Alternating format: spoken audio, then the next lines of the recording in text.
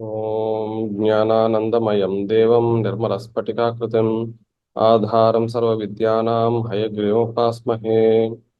యత్ర యోగేశ్వరో కృష్ణః యత్ర పార్థో ధనుర్ధరః తత్ర శ్రీర్విజయో భూతిః ధ్రువా నీతిర్మతిర్మమ. ఓం సహనా భవతు సహనౌ భునక్తు సహ వీర్యం కరవావహై తేజస్వినావధీతమస్తు మా విద్విషావహై. ఓం శాంతి శాంతి శాంతి.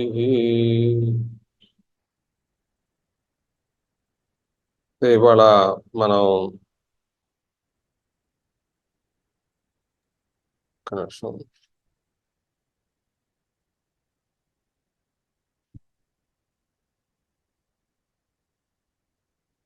తొమ్మిదవ అధ్యాయం కొనసాగిస్తాము.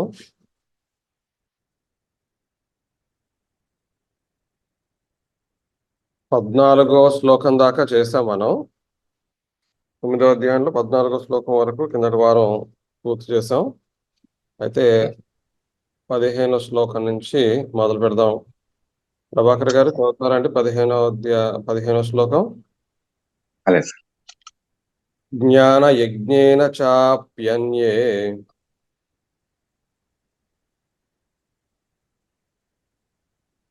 చదువుతున్నారా? సరే.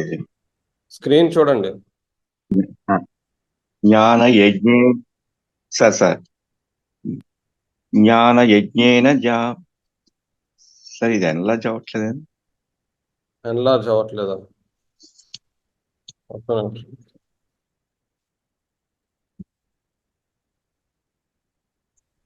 ఇప్పుడు ఏమైనా బాగుందా?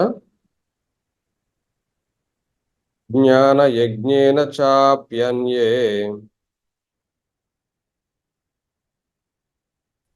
బాగుంది సార్. జ్ఞాన యజ్ఞేన చాప్యన్యే యజంతో మాముపాసతే ఏకత్వేన పృథక్త్వేన బహుదా విశ్వతో ముఖం. మళ్ళీ ఇంకొకసారి చదవండి. జ్ఞాన యజ్ఞేన చాప్యన్యే యజంతో మాముపాసతే ఏకత్వేన పృథక్త్వేన బహుధా విశ్వతో ముఖం. ఓకే, ధన్యవాదాలు. జ్ఞాన యజ్ఞేన చ అపి అన్యే యజంతః మాం ఉపాసతే ఏకత్వేన పృథక్త్వేన బహుధా విశ్వతో ముఖం.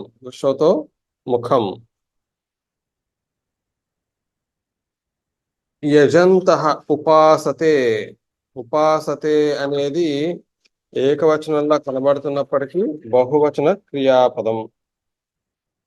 అంటే ఉపాసన చేసేటటువంటి వారిని మనకి ఇంకా వేరేగా చెప్పక్కర్లేదు. ఎవరు ఉపాసన చేస్తున్నారు? యజంతః అనగా ఎవరైతే ఆ భక్తి శ్రద్ధలతో చేసేటటువంటి కర్మ కర్మను చేపడుతున్నారు. యజంతః అనే దానికి ఇక్కడ ఇచ్చినటువంటి అర్థము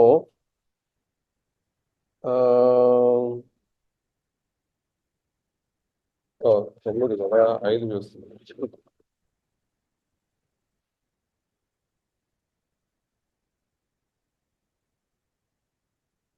9లో 15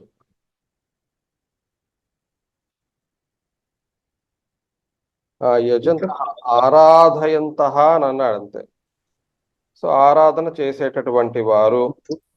ఉపాసతే అనగా సేవ చేసేటటువంటి వారు. ఈ సేవ చేసేటటువంటి దృక్పథం ఉన్నటువంటి వారు రకరకాలుగా వాళ్ళు చేస్తున్నారు. ఎలాగట?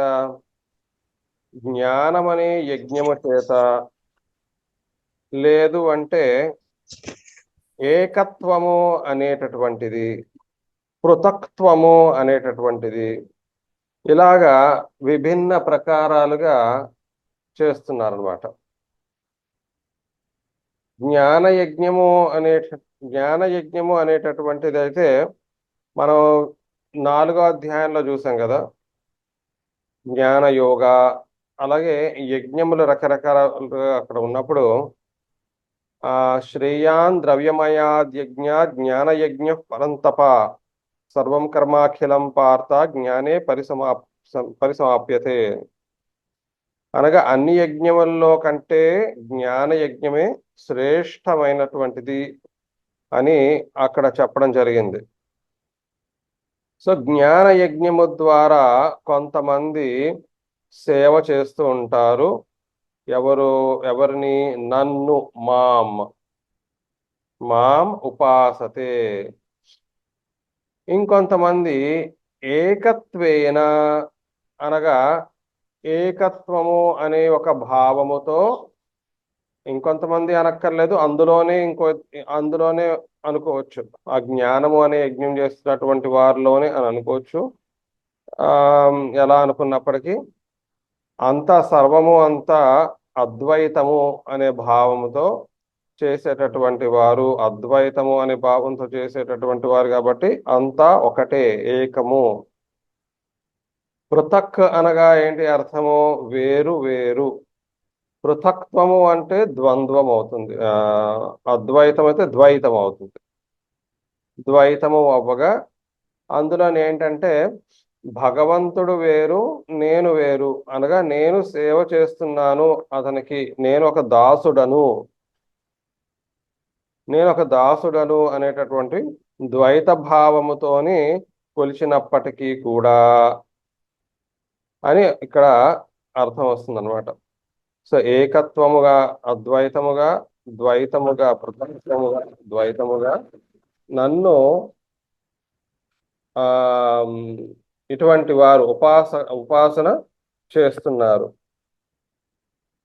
ఇక్కడ విశ్వతో ముఖం అనే దానికి కూడా ఒకసారి మనం అర్థం చూస్తున్నాం.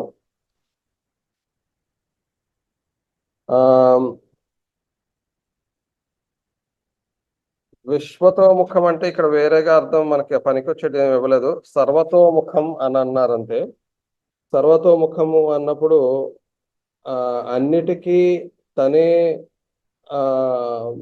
ఆరంభము అనే విధంగా మనం ఇక్కడ అర్థం చేసుకోవచ్చు. ఇంకొకటి ఏమన్నాడంటే 12 భేదేన స్థితం భగవద్ రూపం ఉపాసతే అని ఇచ్చారు. మరి ఎవరికైనా మీకు అది ఏమిటో తెలిస్తే చెప్పచ్చు. 12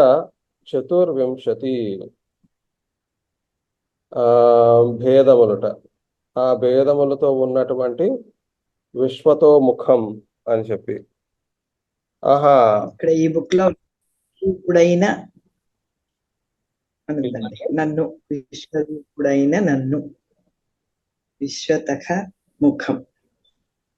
మళ్ళీ చెప్పండి, బ్రేక్ అయింది. విశ్వరూపుడైన నన్ను, విశ్వరూపుడైనటువంటి నన్నునా. ద్వాదశ అంటే తెలియదు కానీ 24 అన్నప్పుడు ఏంటంటే సాంఖ్య దర్శనంలోని మనకి 24 ఉంటాయి కదా, భావాలు ఉంటాయి. దాని ద్వారా అని చెప్పి కూడా అది సృష్టికి సంబంధించినటువంటి. అయితే ఇక్కడ తాత్పర్యార్థం అన్యే ఏతత్ సర్వం వాసుదేవ ఇది జ్ఞానరూపేణ యజ్ఞేన మాం పూజయంతి. కొంతమంది నన్ను ఇదంతా సర్వమంతా కూడా వాసుదేవుడే అని చెప్పి అటువంటి జ్ఞానముతో నన్ను పూజ చేస్తారు. తత్రాపి కేచన సర్వత్ర వర్తమానం మాం ఏకం ఏవ పరం బ్రహ్మ ఇది బుద్ధ్యా పూజయంతి. ఈ జ్ఞాన యజ్ఞములో చేసేటటువంటి వారు కొందరు అందులో మొత్తం అంతా కూడా నేను మాత్రమే, ఏకము, ఒకటే బ్రహ్మము అనేటటువంటి భావనతో పూజ చేస్తారు. అన్యేతు తాదృశస్య బ్రహ్మణః దాసః అహం ఇతి భేదబుద్ధ్యా ఇది విశేషః. కొంత మిగిలిన వారు ఏం చేస్తున్నారు? అటువంటి బ్రహ్మము అనేటటువంటి నేనున్నాను కదా, తాదృశస్య బ్రహ్మణః, ఆ బ్రహ్మము యొక్క దాసః అహం ఇది, నేను దాసుడను. ఇది ద్వైతములోని విశిష్ట ద్వైతములోని ద్వైతములో కూడా ఇటువంటిది వేరుగానే వారు చూడడం జరుగుతుంది. అటువంటి భేదము ఉంది అని చెప్పి వారు అలా కూడా నన్ను ఆరాధిస్తారు. ఇది ఒక విధంగా చెప్పాలంటే 2 రకాల పద్ధతులను ఇక్కడ యాక్సెప్ట్ చేస్తున్నట్లుగానే ఇక్కడ మనం భావించాలి. ఒకటి గొప్ప రెండోది కాదు అనడానికి ఇక్కడ లేదు. అది ఆ ఇక్కడ విమర్శ అయితే మటుకు ఏమీ అలా లేదు. అయితే తర్వాత శ్లోకం చూద్దాం. చిన్న వివరణ ఇవ్వమంటారా? అన్నపూర్ణ గారు దీనికి విశ్వతోముఖం అనే దానికి ఇది చెప్పండి. ప్రభాకర్ గారు చెప్పండి. సరే, అదే ఈ విశ్వతోముఖం అనే దానికి చిన్న వివరణ అంటే నాకు అర్థమైంది చెప్పండి కదా. చెప్పండి. అది ఇప్పుడు సపోజ్ ఎగ్జామ్స్ జరుగుతున్నప్పుడు ఇన్విజిలేటర్ ఉన్నప్పుడు అలా ఆయన అబ్జర్వ్ చేస్తుంటే మనం అంటే సాధారణంగా స్టూడెంట్స్ అందరూ కూడా కొంచెం అలర్ట్ గా ఉండి వీరంత వరకు ఏ మాల్ ప్రాక్టీస్ చేయకుండా ఉండడానికి ఉంటారు. సపోజ్ ఆయన అలా ఆ రూమ్ బయటికి వెళ్ళాలనుకోండి, తప్పులు చేయడానికి ఆస్కారం ఎక్కువ ఉంది. అలాగే ఇప్పుడు ఈయన ఉన్నారు అనే భావన మనకి పూర్తిగా ఉన్నప్పుడు మనం ఆయన ప్రజెన్స్ మనం తెలుసుకున్నప్పుడు మనం తప్పు చేయకుండా ఉంటాము. ఆయన సర్వత్రా విశ్వం అంతా ఆవరించి ఉన్నారు, ప్రతిదీ ఆయన అబ్జర్వేషన్ లోనే ఉంటుంది, ఆయన కన్సర్న్ లో ఉంటుంది అని తెలుసుకున్నప్పుడు మనం తప్పు చెయ్యము అని చెప్పాలన్నమాట. అవునండి, అవును. ధన్యవాదాలు. ఓకే, అన్నపూర్ణ గారు చదువుతారా? అహం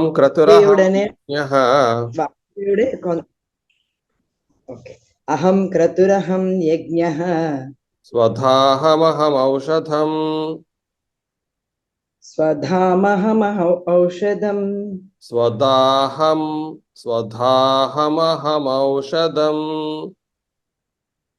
స్వధాహమహమౌషధం మంత్రోహమహమేవాజ్యం అహమగ్నిరహం హుతం అహం క్రతురహం యజ్ఞః స్వధాహమహమౌషధం అహం క్రతురహం యజ్ఞః స్వదాహమహమౌషధం మంత్రోహమహమేవాజ్యం అహమగ్నిరహం హుతం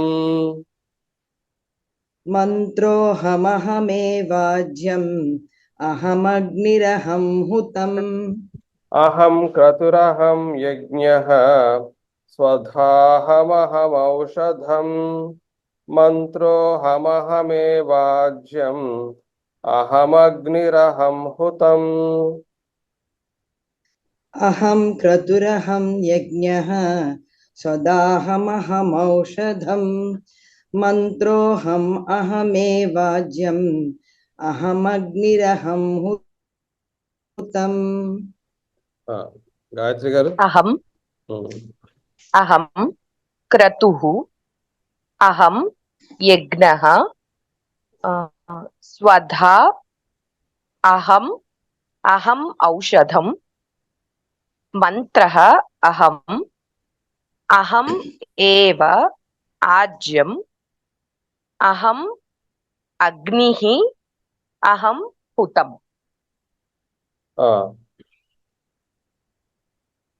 అస్మి అని పెట్టేసుకోవాలి. అస్మి అనే క్రియాపదం పెట్టుకుంటే అస్మి, అహం కిమస్మి అని, ఇంకా అహం క్రతుః అస్మి, అహం యజ్ఞః అస్మి, అహం స్వధా అస్మి, అహం ఔషధం అస్మి, అహం మంత్రః అస్మి, అహం ఆజ్యం అస్మి, అహం అగ్నిః అస్మి, అహం హుతం అస్మి. అది ఎందుకు చెప్తున్నారు అనేది బహుశా విశ్వతోముఖం కదా, మరి అంతా నేనే, బహుశా అందుకు అవన్నీ చెప్తున్నట్టున్నాడు. అందులో పెద్దగా ఇక్కడ వివరణ ఏమీ లేదు, బట్ అర్థాలు తెలుసుకుందాము. క్రతుహు అనగా వేదోక్తము అని ఇచ్చాడు. వేదోక్తము. యజ్ఞ అనగా స్మార్తము అని ఇచ్చారు ఇక్కడ. మనకి యజ్ఞము అంటే ఇంకా వేరేగా చెప్పక్కర్లేదు. వేదముల్లోని యజ్ఞముల గురించి చాలా చెప్తారు కాబట్టి యజ్ఞము, నేనే యజ్ఞము, నేనే వేదోక్తము. స్వధ అంటే పితృదేవతలకు అర్పించేటటువంటి అన్నము. ఇక్కడ ఏమన్నాడు? పితృభ్య ప్రదేయం అన్నం అని ఇచ్చాడు ఇక్కడ. స్వధ. ఔషధం. ఔషధం అంటే మనకి ఇంక వేరే అర్థం ఏం లేదు ఇక్కడ. భేషజం ఇచ్చాడు, అనగా రోగాలను నివారించేటటువంటి ఒక వైద్య ఉపకరిక. అహం మంత్ర, మంత్రములను నేనే. అహం ఆజ్యం, ఘృతం, ఘృతం అని ఇచ్చాడు. అహం అగ్ని, అహం హుతం, నేను హవన, హుతం అనగా హవన కర్మ, అగ్నిని కూడా నేనే. పూర్వం మనకి అటువంటి శ్లోకమే మనకు ఒకటి ఉంది కదా, బ్రహ్మార్పణం బ్రహ్మ హవి, బ్రహ్మాగ్నో బ్రహ్మణాహుతం, బ్రహ్మైవ తేన గంతవ్యం, బ్రహ్మకర్మ సమాధిన అని. అక్కడ అంతా కూడా నేనే అని అక్కడ కూడా వస్తుంది. అలాగే ఇది కూడాను. ఓకే, సో ఇది దాని అర్థం అవ్వక తర్వాత శ్లోకం గాయత్రి గారు చదవండి. పితాహమస్య జగతః, పితాహమస్య జగతః, మాతా ధాతా పితామహః, మాతా ధాతా పితామహః, వేద్యం పవిత్రమోంకారః, వేద్యం పవిత్రమోంకారః, ఉత్సామయజురేవ చ, బుక్సామయజురేవ చ. పితాహమస్య జగతః, మాతా ధాతా పితామహః, పితాహమస్య జగతః, మాతా ధాతా పితామహః, వేద్యం పవిత్రమోంకారః, ఋక్సామయజురేవ చ, వేదం పవిత్రమోంకారః, బుక్సామయజురేవ చ. పితాహమస్య జగతః, మాతా ధాతా పితామహః, వేద్యం పవిత్రమోంకారః, ఋక్సామయజురేవ చ. పితాహమస్య జగతః, మాతా ధాతా పితామహః, వేద్యం పవిత్రమోంకారం, ఋక్సామయజురేవ చ. పితా అహం అస్య జగతః, మాతా ధాతా పితామహః, వేద్యం పవిత్రం ఓంకారః, రుక్ సామః. రుక్ సామః అనాలా లేకపోతే రుక్ సామ అనాలా తెలియలేదు మరి. ఋక్సామయజుః మొత్తం రుక్సామయజుః, రుక్సామయజుః ఏవ చ. మళ్ళీ అస్మి. అవును. అయితే అహం పితా అస్మి, అహం అస్య జగతః పితా అస్మి, అహం అస్య జగతః మాతా అస్మి, అహం అస్య జగతః ధాతా అస్మి, పితామహః అస్మి. ఇంకా అలా వస్తుంది. అహం వేద్యం, వేద్యం అనేది ఎలా వచ్చిందో చూడాలి మనం. వేద్యం ఋగ్వేదం, సామవేదం, యజుర్వేదం. అలా కాదు. వ్యాకరణ దృష్ట్యా వేద్యం అనగా నపుంసకలింగం వచ్చింది ఇక్కడ. ఆయన ఏమన్నారంటే వేదితవ్యం వస్తు, అందువలన అది అక్కడ విశేషణమే. అక్కడ ప్రథమ విభక్తి విశేషణం కాబట్టి అహం వేద్యం అస్మి వేదితవ్యం వస్తుట. వేదితవ్యం వస్తువు అంటే ఇంకేమైనా అర్థం ఇచ్చారో చూద్దాం. వేదితవ్యం వస్తు తెలుసుకొనదగిన వస్తువును, అంటే వేదితవ్యం అంటే తెలుసుకోవడం. ఓకే, తెలుసుకోవలసిన వస్తువును నేను. ఓకే, అహం పవిత్రం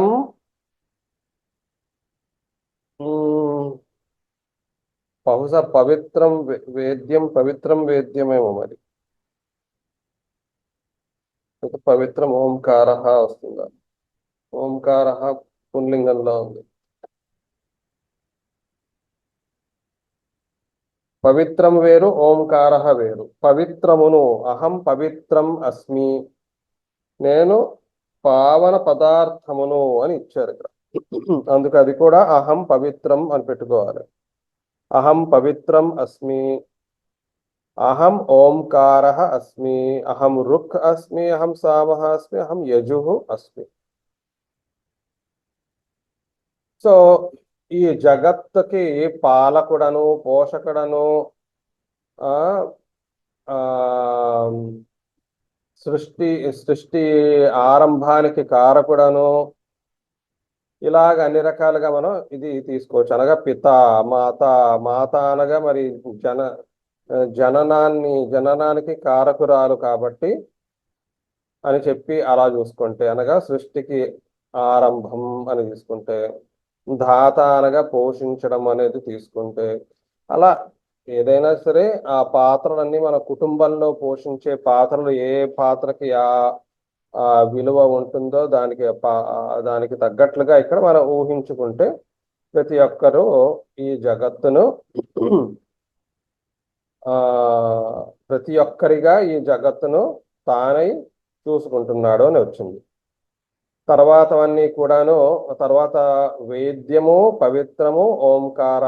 ఓంకార అనగా మనకి ఇంకా తెలిసినదే విశ్వమంతటికి కూడా నిండి ఉన్నటువంటి ఆ ధ్వని, ఆ కాస్మిక్ సౌండ్. పవిత్రము, ఇక్కడ మనం పవిత్రాన్ని యూజువల్ గా దేనికైనా జోడించి చెప్తూ ఉంటాం. పవిత్రమైనటువంటి ఇది, పవిత్రమైనటువంటి అది. అలా కాకుండా ఇక్కడ పవిత్రం అని దానిని మాత్రమే ఇక్కడ చెప్పడం జరిగింది. అనగా పవిత్రం పావనం వస్తువు, నేను పావనమైనటువంటి వస్తువును. అక్కడతో ఆపేయడమే. అక్కడ నేను అహం పవిత్రం, అహం వేద్యం, తెలుసుకోవలసినటువంటి వాడిని. అనగా మనం ప్రయత్నం చేసేటటువంటి ఆధ్యాత్మిక ప్రయత్నం అంతా కూడా మన ఆత్మ తెలుసుకోవడం కొరకు, ఆత్మ విద్యను సంపాదించట కొరకు. అలాగే కాబట్టి అక్కడ అలాగే అయిపోయింది. ఈ రుక్సామ యజుహు అనేది నాకు ఒక విధంగా ఉపయోగకరంగా ఉంది. అది ఎలా అంటే, విభూతి యోగంలోని ఫర్ ఇన్స్టెన్స్ వేదానాం సామవేదోస్మి అని అంటారు. ఇది వరకు బహుశా మనం ఈ డౌట్ కూడా మనం ఎక్కడో ఈ క్లాస్లోనో ఇంకో క్లాస్లోనో అడగడం జరిగింది.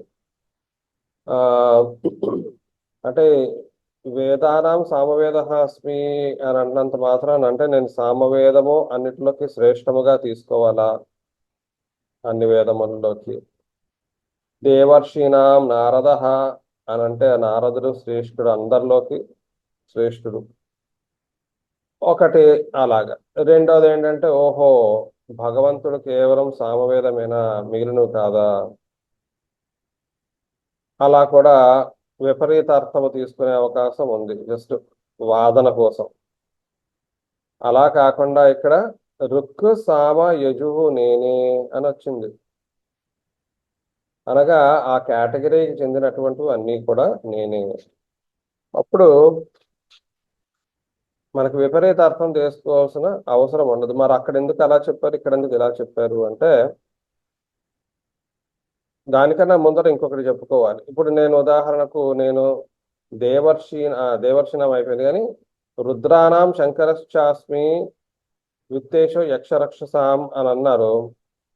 దైత్యానాం ప్రహ్లాదస్మి అని అన్నాడు కూడా. అనగా రాక్షసుల ప్రస్తావన వచ్చింది, దేవతల ప్రస్తావన వచ్చింది. రాక్షసుల ప్రస్తావన వచ్చినప్పుడు మరి రాక్షసుని కూడా నేనే అని అర్థం వచ్చింది కదా ఇక్కడ. కానీ రాక్షసుల్లోని ప్రహ్లాదుని నేను, ఓహో అయితే పర్వాలేదు, రాక్షసుడు కాదనమాట. అందులోని ఉత్తముడైనటువంటి ప్రహ్లాదుడు తను దైవభక్తి అవి కలిగినటువంటి వాడు కాబట్టి తను పరబ్రహ్మము, మిగిలిన వాళ్ళు కాదు, సరిపోయింది పర్వాలేదు అని అనుకుంటే అది భ్రమే. ఎలా అయితే రుక్ సామ యజుహు అనేటటువంటి కేటగిరీ అంతా నేనే అన్నప్పుడు దైత్యులు అనగా కూడా తనే అవుతాడు, దేవతలు రుద్రులు అనగా తనే అవుతాడు, దేవర్షులు అనగా అందరూ కూడా తనే అవుతారు. దీనికి మరి లాజిక్ ఏంటి? సమోహం సర్వభూతేషు నమే ద్వేష్యోస్తి న ప్రియ ఏ భజంతి తు మాం భక్త్యా మయి తేషు చాప్యహం అన్నారు కదా. సమహ అహం సర్వభూతేషు, నేను అన్ని భూతముల్లో కూడా సమానంగా ఉన్నా. మరి అదే ప్రూఫ్. ఇంకా అదే ప్రూఫ్ అయినప్పుడు రాక్షసుల యందు నేనున్నాను, దేవతల యందు నేనున్నాను. అలాగే రాక్షసుల యందు కేవలం ప్రహ్లాదుడు వంటి ఉత్తములే కాదు, అందరూ రాక్షసుల్లోనే నేనున్నాను, ఆర్ నేను. మరి అప్పుడు ఇంకో ప్రశ్న ఏమయ్యచ్చు, మరి అలాంటి దుర్బుద్ధి కలిగినటువంటి వాడు పరమాత్మ ఎలా అన్నాడు? దుర్బుద్ధి కలిగిన వాడు పరమాత్మ అయి లేడు. ఆ తెలుసుకోలేకపోవడం వలన ఆ దుర్బుద్ధి కలిగి ఉన్నాడు. ఉండడం అంతటా ఉన్నా అది తెలుసుకోలేకపోవడం వలన తను వేరు అనేటటువంటి అహంకారము చేత పరబ్రహ్మమును ఆత్మను తెలుసుకోలేని స్థితిలో ఉండడం చేత అది తెలుసుకోలేక కర్మానుసారము, కర్మనగా కర్మ చక్రము అనుసారము అదే అందులోనే పడి తను అహంకారముతో అనగా నేను వేరు అనే భావముతో శరీరమును నేను, ఇంద్రియములను నేను అనేటటువంటి భావముతోని తను వాటినే పోషిస్తూ వాటికే దాసుడు అయి ఉండడము చేత రాక్షస గుణములు కలిగి ఉండడం జరిగింది. కానీ తను నిజానికి తెలుసుకోవలసినది తనలోనున్నటువంటి ఆ పరబ్రహ్మమును, ఆ ఆత్మను నేనే అనే విషయం తను తెలుసుకోగలగాలి. సో ఈ విధంగా మనం దీనిని అర్థం చేసుకుంటే మంచిదని నాకు దృష్టికి వచ్చింది, అందువలన ఇది చెప్తున్నాను. ముందరికి వెళ్దామా అయితే? ఎవరున్నారు నెక్స్ట్? ప్రవీణ్ గారు చదువుతారా? తప్పకుండా. అదే గతిర్భర్త ప్రభు సాక్షి గతిర్భర్త ప్రభు సాక్షి నివాస శరణం సుహృత్ నివాస శరణం సుహృత్ ప్రభవ ప్రళయ స్థానం ప్రభవ ప్రళయ స్థానం నిధానం బీజమవ్యయం. నిధానం బీజమవ్యయం. ఆ విసర్గ చదివేటప్పుడు విసర్గ తర్వాత సా వస్తే డబల్ సా చెయ్యాలి, విసర్గ తర్వాత పా వస్తే ఫ అని వస్తుంది. వినండి ఒకసారి జాగ్రత్తగా. గతిర్భర్త ప్రభు సాక్షి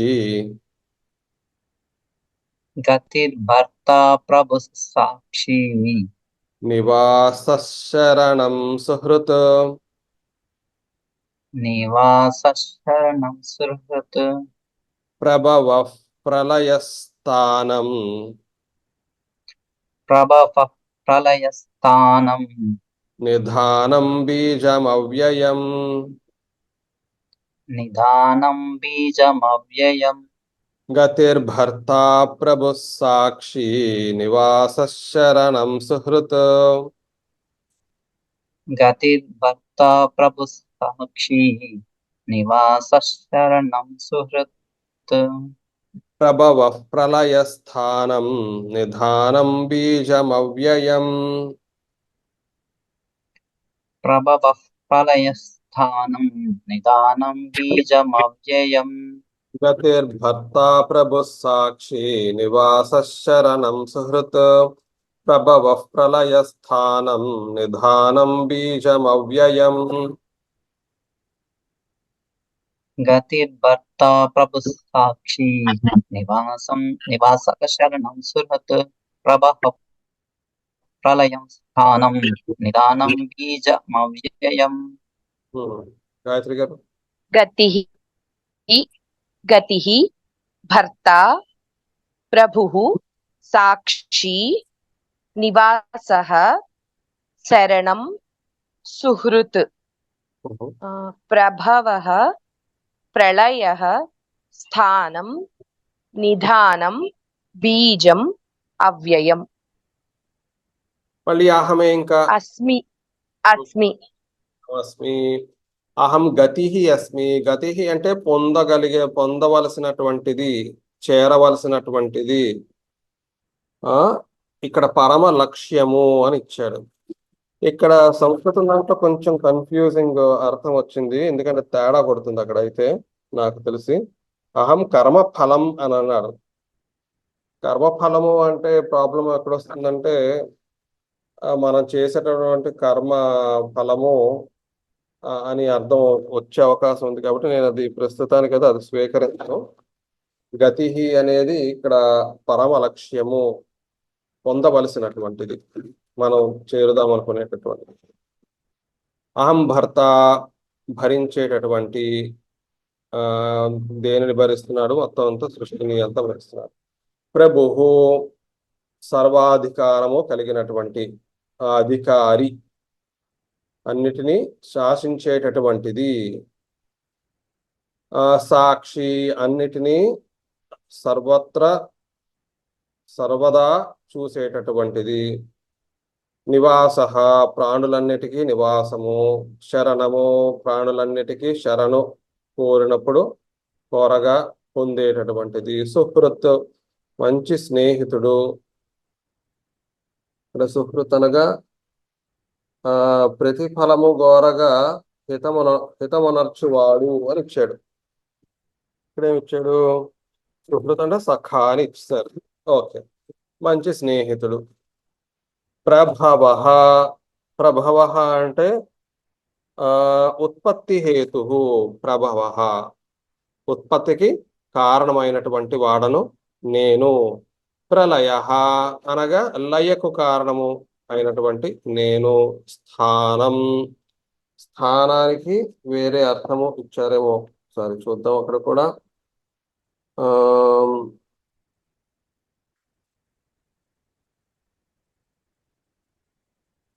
నిధానం స్థానం, ఇది స్థానం ఇక్కడ పడదు. స్థానం ఆధారం అనేది ఆధారము అని ఇచ్చాడు. అలాగే నిధానము లయస్థానము. నిదానం అంటే మనకి వేరే చోట్ల కూడా ఒక మృత్యువు అనే అర్థం వస్తూ ఉంటుంది. మనకు నిధానము లయస్థానము. నేనే బీజమును, అన్నిటికీ కూడా ప్రైమల్ సీడ్ ని నేనే. అవ్యయం ఏమాత్రము వయస్సు అనేటటువంటిది మార్పు చెందనటువంటి వాడను నేనే. ఇదంతా కూడా మనం ఈ విశ్వతోముఖం అనే విషయాన్ని తీసుకుని దీనిని వివరణ చూస్తున్నాం. ఓకే, సాయిరామ్ గారు మీరు చదివే పరిస్థితిలో లేరనుకుంటున్నాను. ప్రభాకర్ గారు.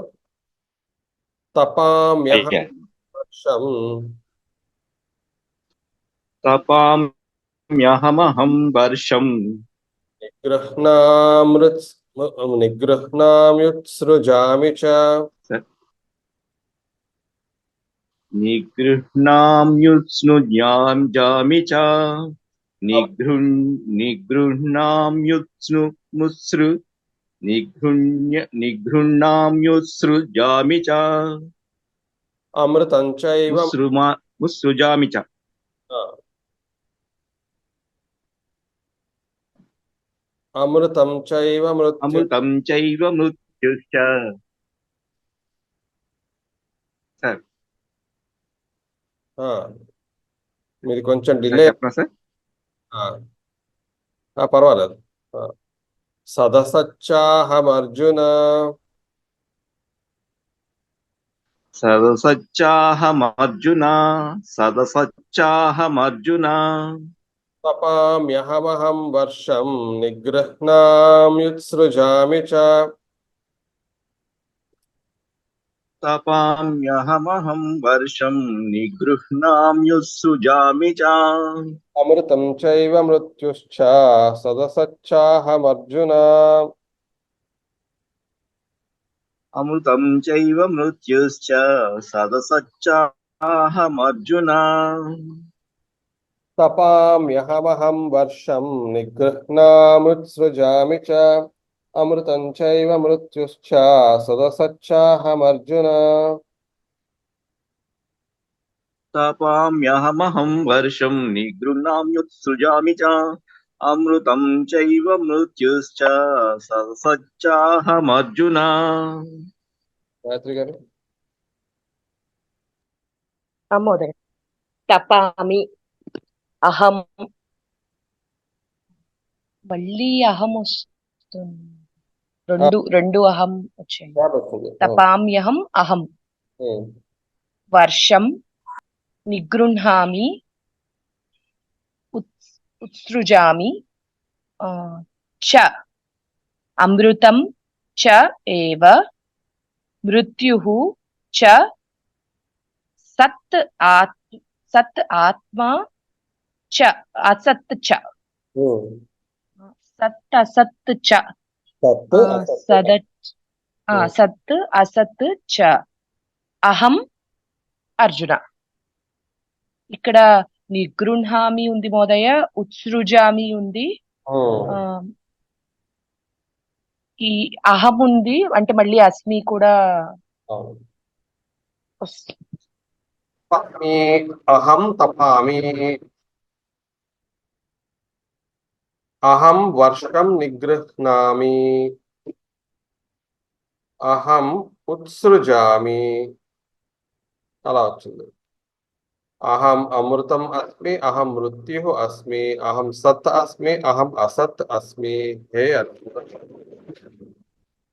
తపామి అనగా ఏంటంటే ఇక్కడ శుష్కించే గుణము, శుష్కించేటటువంటి ప్రక్రియ. తపామి అనేది కూడా తీసుకోవాలి కదా మోదయ, క్రియలాగా తపామి. తపామి క్రియాపదమే ఇక్కడ. ఓకే. అహం తపామి. ఇక్కడ దీనికి అర్థం ఏమిచ్చారంటే తెలుగులోని తెలుగులో ఏమిచ్చారు, తెలుగులో పెద్దగా ఉపయోగం లేదు, సంస్కృతంలో ఇచ్చారు. ఇక్కడ ఏమిచ్చారంటే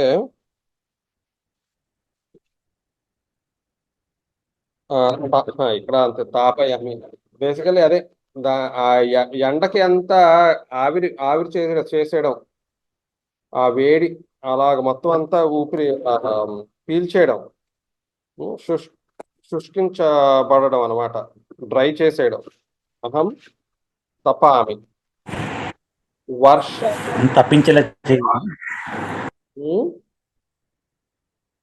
వర్షాన్ని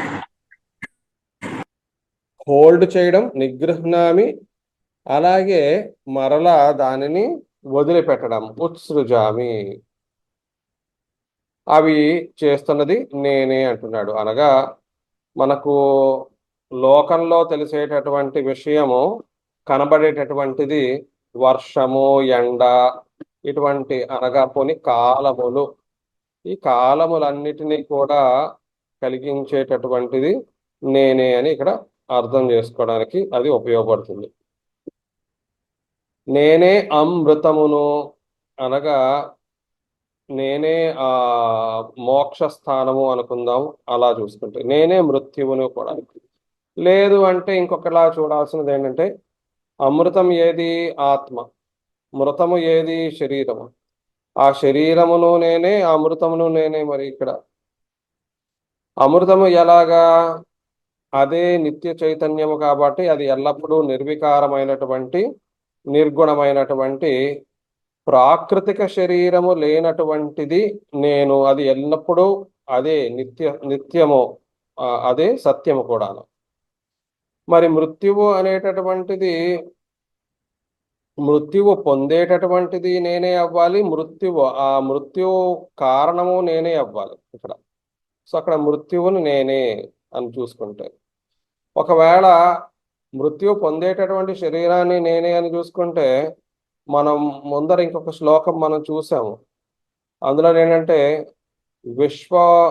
ఈ విశ్వవ్యాప్తమైనటువంటి నిత్య చైతన్యము అది బ్రహ్మము అవ్వగా, హిరణ్య గర్భము అనేటటువంటి తీసుకుంటే పురుషుడు అనగా ఎక్కడైతే మేనిఫెస్ట్ అయ్యి క్రియేట్ అయ్యేటటువంటి చోట చైతన్యం ఉంటుందో అది పురుషుడు అవ్వగా, అధిభూతము అధిదైవం ఆధ్యాత్మము అనేటటువంటి చోట అది యజ్ఞ అనేటటువంటిది నాలో ఉన్నటువంటి ఆత్మ, ఒక శరీరములో ఉండేటటువంటిది ఆత్మ. సో అదంతా నిత్య చైతన్యం అవ్వగా, ఈ సృష్టికి కారణమైనటువంటి ప్రకృతి కూడా అతని యొక్క మాయే. అనగా అది కూడా, ప్రకృతి కూడా తనే అవుతాడు అప్పుడు. అంతేగాని ప్రకృతి వేరు తను వేరు అని తీసుకోవడానికి సాధ్యపడదు. సో అందుకు మృత్యువును అనగా అంతము తీసుకొచ్చేటటువంటిది నేనే, అంతం అయ్యేటటువంటిది నేనే. సత్తు నేనే, అసత్తు నేనే. సత్తు అసత్తు రెండు వేరు అర్థాలు వస్తాయి భగవద్గీతలోనే. సత్ అనేటటువంటిది ఏంటంటే నిత్య సత్యమైనటువంటిది సత్ అని ఒక చోట వస్తుంది. అసత్ అనేటటువంటిది సృష్టింపబడినటువంటిది అని ఇంకొక చోట వస్తుంది. ఇక్కడ ఇది మరి పెద్ద గురువులు ఎవరైనా ఉంటే వారితో మనం తెలుసుకోవాల్సిన విషయం. ఎందుకంటే ఇది చాలా ముఖ్యమైనటువంటి విషయం. ఇక్కడ ఏమి ఇచ్చారు? అహమేవ స్థూలం అహమేవ సూక్ష్మం అని. మరి ఇక్కడ వాళ్ళు సింపుల్ గా అలా చెప్పేసడం వల్ల మనకేం ఉపయోగం లేదు. అలాగే తెలుగు దాంట్లో కూడాను దీనికి ఏమీ వివరణ ఇవ్వకుండాను నేనే సత్తును నేనే అసత్తును అని చెప్పి వదిలిపెట్టారు. దానివల్ల మనకి ఏమాత్రం ఉపయోగం లేదు. అనగా అక్కడ మరి క్లారిటీ ఇవ్వాల్సినది తాత్పర్యార్థాలు మరి రాసినటువంటి పుస్తకాల్లో ఇవ్వకపోతే ఎలాగా? ఇక్కడ సత్ అనేది ఏంటంటే స్థూలము అని చెప్పి తీసుకోవాలి. ఎందుకంటే ఆర్డర్లో అలా రాసింది కాబట్టి. అహమేవ స్థూల అహమేవ సూక్ష్మ అని అన్నారంటే సత్ అనేది స్థూలము, అసత్ అనేది సూక్ష్మముగా వస్తుంది. కానీ నిజానికి చెప్పాలంటే సత్ అనేది సూక్ష్మం అవ్వాలి, అసత్ అనేది స్థూలం అవ్వాలి. ఎందుకు? సత్ అనేది నిత్య సత్య పదార్థమైనటువంటిది ఆత్మ, అదే సత్యము. అసత్ అనేటటువంటిది ఏదైతే సృష్టింపబడిందో అని చెప్పి తీసుకోవాలి.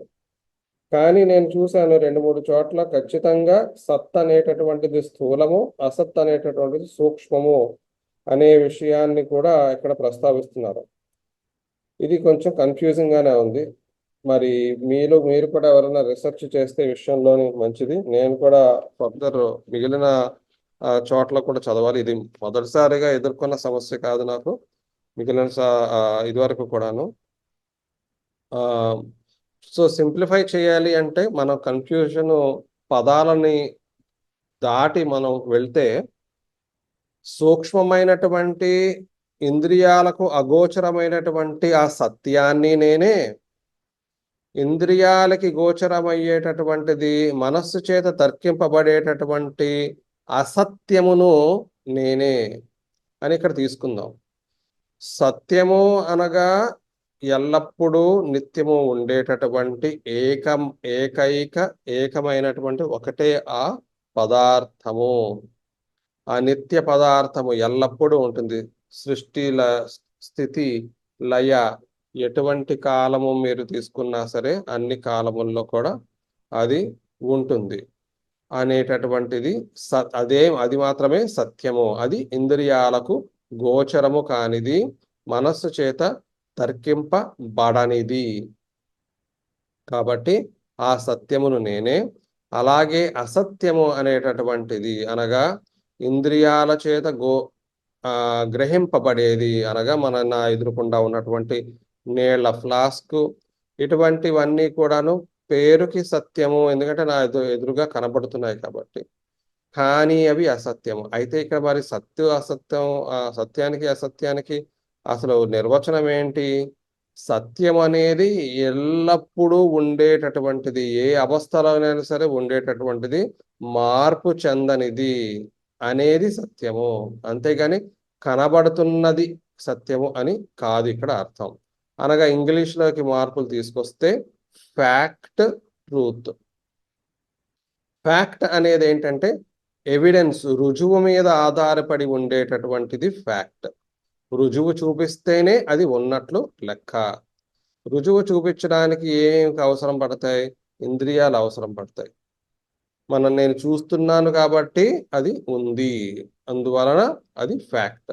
వింటున్నాను కాబట్టి అది ఉంది, నాకు స్పర్శకి తెలిసింది కాబట్టి అది ఉంది అనేటటువంటిది ఫ్యాక్ట్. కాబట్టి అది లౌకికంగా మనకు సత్యము, లౌకికంగా అది సత్యము. కనబడనిది ఏదైనా సరే లౌకికంగా అసత్యము. సో ఇది మనకి భ్రమని కలిగించేటటువంటి విషయము, పెద్ద సమస్య. మళ్ళీ ఒకసారి ఆలోచించి చూస్తే లౌకికంగా మనం ఏదైతే సత్యము అని అనుకుంటామో అది ఆధ్యాత్మిక దృష్ట్యా, వైశ్విక దృష్ట్యా అది అసత్యము. ఏదైతే లౌకికంగా మనము అసత్యము అని భావిస్తామో అది వైశ్విక దృష్ట్యా అది మాత్రమే సత్యము. అనగా లౌకిక దృష్ట్యా నా ఇంద్రియాలకు తెలిసేటటువంటిది సత్యముగా నేను భావిస్తున్నది, వైశ్విక దృష్టిలోని అది అసత్యము. ఎందుకంటే అది తాత్కాలికము, అది మార్పు చెందేటటువంటి గుణము ఉంది కాబట్టి అది అసత్. సో ఇలాగా మనం దీనిని అర్థం చేసుకోవాలి. ఎవరికైనా కన్ఫ్యూజన్ ఉందా? ముందరకు వెళ్ళొచ్చా?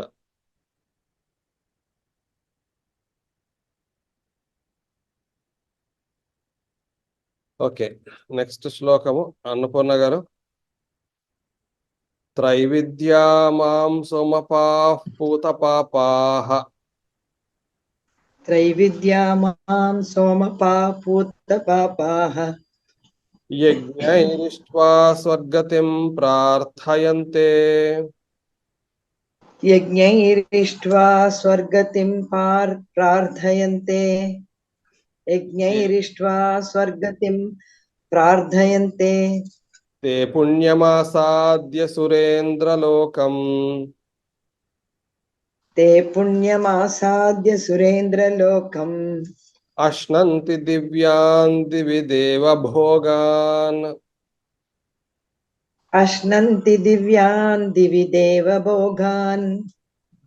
త్రైవిద్యా మాం సోమపాః పూతపాపాః. యజ్ఞైరిష్ట్వా స్వర్గతిం ప్రార్థయంతే. త్రైవిద్యా మాం సోపపా పూతపాపాః. యజ్ఞైరిష్ట్వా స్వర్గతిం ప్రార్థయంతే. తే పుణ్యమాసాద్య సురేంద్రలోకం. అశ్నంతి దివ్యాన్ దివి దేవభోగాన్. తే పుణ్యమాసాద్య సురేంద్రలోకం. అశ్నంతి దివ్యాన్ దివి దేవభోగాన్. త్రైవిద్యా మాం సోమపాః పూతపాపాః. యజ్ఞైరిష్ట్వా స్వర్గతిం ప్రార్థయంతే. తే పుణ్యమాసాద్య సురేంద్రలోకం. అశ్నంతి దివ్యాన్ దివి దేవభోగాన్. త్రైవిద్యా మాం సోపపా పూతపాపాః. యజ్ఞైరిష్ట్వా స్వర్గతిం ప్రార్థయంతే. తే పుణ్యమాసాద్య సురేంద్రలోకం. అశ్నంతి దివ్యాన్ దివి దేవభోగాన్. గాయత్రి గారు. త్రైవిద్యాః त्रैविद्याः मां सोमपाः పూత పూత పూతః అనాలో పూత అనాలో తెలియలేదు మహోదయ. పూతపాపాహ. ఓకే, రెండు కలిపేసి. పూతపాపాः యజ్ఞైః ఇష్ట్వా ఇష్ట్వా స్వర్గతిం ప్రార్థయంతే తే పుణ్యం ఆసాద్య, లేకపోతే పుణ్యం ఆసాద్య పుణ్యం సురేంద్ర పుణ్యం ఆసాద్య సురేంద్ర లోకం అశ్నంతి దివ్యాన్ దివి దేవభోగాన్. ఇక్కడ అశ్నంతి అవును, తర్వాత ప్రార్థయంతే. ప్రార్థయంతే అంతే అంతే అంతే మోదయ్. ప్రార్థయంతే కే ప్రార్థయంతే?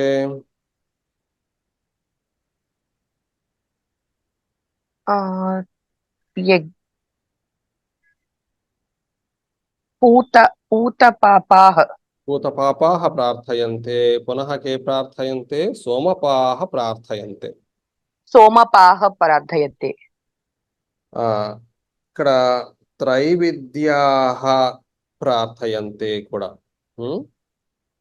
త్రైవిద్యాః అనగా మూడు వేదములను నేర్చుకున్నటువంటి వారు, లేకపోతే అభ్యసించేటటువంటి వారు. త్రైవిద్యాః సోమపాః ప్రార్థయంతే. పూతపాపాః. కం ప్రార్థయంతే? మాం మాం ప్రార్థయంతే. కిం కృత్వా ప్రార్థయంతే? ఇష్ట్వా యజ్ఞైః ఇష్ట్వా ఇష్ట్వా ప్రార్థయంతే. ఇష్ట్వా ప్రార్థయంతే. ఇష్ట్వా ప్రార్థయంతే. ఇష్ట్వా ప్రార్థయంతే. కిం కైః కైః యజ్ఞైః. యజ్ఞైః. కిం ప్రాప్తుం అనొచ్చు, లేకపోతే కం ఇక్కడ స్వర్గతిం కూడా ఉంది కాబట్టి అది ఎలా వస్తుందో చూడాలి. స్వర్గతిం ఇష్ట్వాయేమో. స్వర్గతిం ఇష్ట్వాయే. స్వర్గతిం ఇష్ట్వా యజ్ఞైః, యజ్ఞముల ద్వారా. స్వర్గతిం ఇష్ట్వా చూద్దాం ఎలా వస్తుందో. త్రైవిద్యా యజ్ఞైః ఇష్ట్వా స్వర్గతిం. ఓకే, కొంచెం కాంప్లికేటెడ్ గా కనబడుతుంది, బట్ ఎనీవే ఓకే. ప్రార్థయంతే పూజిస్తారు, ప్రార్థిస్తారు. ఎవరు? మూడు వేదములను చదివినటువంటి వారు. ఏ వేదములవి? ఋక్ సామ యజుర్వేదములు నేర్చుకున్నటువంటి వారు. సోమపాహ సోమపానము చేసేటటువంటి వారు. పూతపాపాహ పాపములను పాపములు తొలగింపబడినటువంటి వారు. పాపములు తొలగింపబడినటువంటి వారు. పూతపాపాహ. అపగత కిల్బిషాహ అని ఇచ్చాడు. అపగత కిల్బిషాహ అనగా పాపములు తొలగినటువంటి వారు. ఇష్ట్వా అనగా పూజించగా, పూజించి. దేని ద్వారా పూజించి? దేనిని పూజించి? మాం పూజించి, నన్ను పూజించి. త్రైవిద్యా సోమపాః పూతపాపాః మాం యజ్ఞైః ఇష్ట్వా. మాం యజ్ఞైః ఇష్ట్వా. సో అక్కడ మాం వచ్చింది. సో ఈ మూడు వేదములు చదివినటువంటి వారు, సోమపానము చేసేటటువంటి వారు, పాపములు తొలగినటువంటి వారు నన్ను యజ్ఞముల ద్వారా పూజించగా స్వర్గతిం ప్రార్థయంతే. స్వర్గము చేరుకోవాలని చెప్పి ఆరాటపడతారు, కోరుకుంటారు. స్వర్గమును పొందాలని చెప్పి వారు కోరుకుంటారు. ఓకే, సో ఇక్కడ మనకు మళ్ళీ రావాల్సిన క్లారిటీ ఏంటి? దీన్ని మనం క్రిటిసిజం గానే తీసుకోవాలి. ఇక్కడ కృష్ణుడికి వేదముల మీద గౌరవం ఉంది, కానీ వేదముల ద్వారా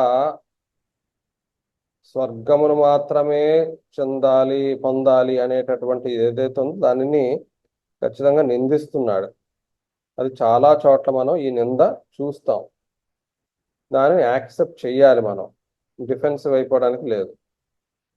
ఎందుకు యాక్సెప్ట్ చేయాలి అంటే ఇంటర్నల్ కన్సిస్టెన్సీస్ గురించి చూడాలి ఇక్కడ మనం.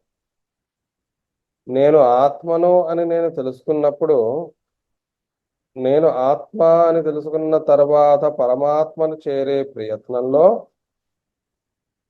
నేను తనను మాత్రమే అనన్య భక్తితోని కొలిస్తే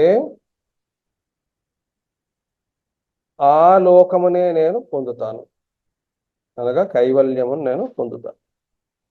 మరి ఇంక దేనినైనా సరే నేను ఆశిస్తే దానినే నేను చేరుతాను. అది ఇదివరకు కూడా ఒక శ్లోకంలో మనకు వచ్చింది. బహుశా 9వ అధ్యాయంలోనైనా అయి ఉంటుందేమో, లేకపోతే 8లోనో, ఇప్పుడు రావట్లే నాకు. అదేది చూద్దాం, 9లోనే అయి ఉంటుంది. ఆ,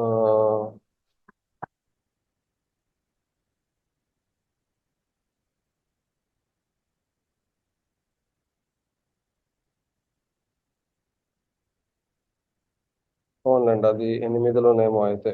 ఓకే, 8 సరే, 8లో అయి ఉంటుంది, చూద్దాం. అంతకాలే చ మామేవ స్మరన్ముక్త్వా కలేవరం యః ప్రయాతి సమద్భావం యాతి నాస్త్యత్ర సంశయః. అది 8వ శ్లోకం, 8వ అధ్యాయంలో 5వ శ్లోకం. ఆ తర్వాతది యం వా అపి స్మరన్ భావం త్యజంతి అంతే కలేవరం తం తమేవ ఐతి కౌంతేయ సదా తద్భావ భావితః. సో ముందర శ్లోకంలోని ఎవరైతే అంతకాలమునందు కూడా నన్నే స్మరిస్తారో నన్ను మాత్రమే వారు పొందుతారు, నన్ను మాత్రమే వారు చేరుతారు.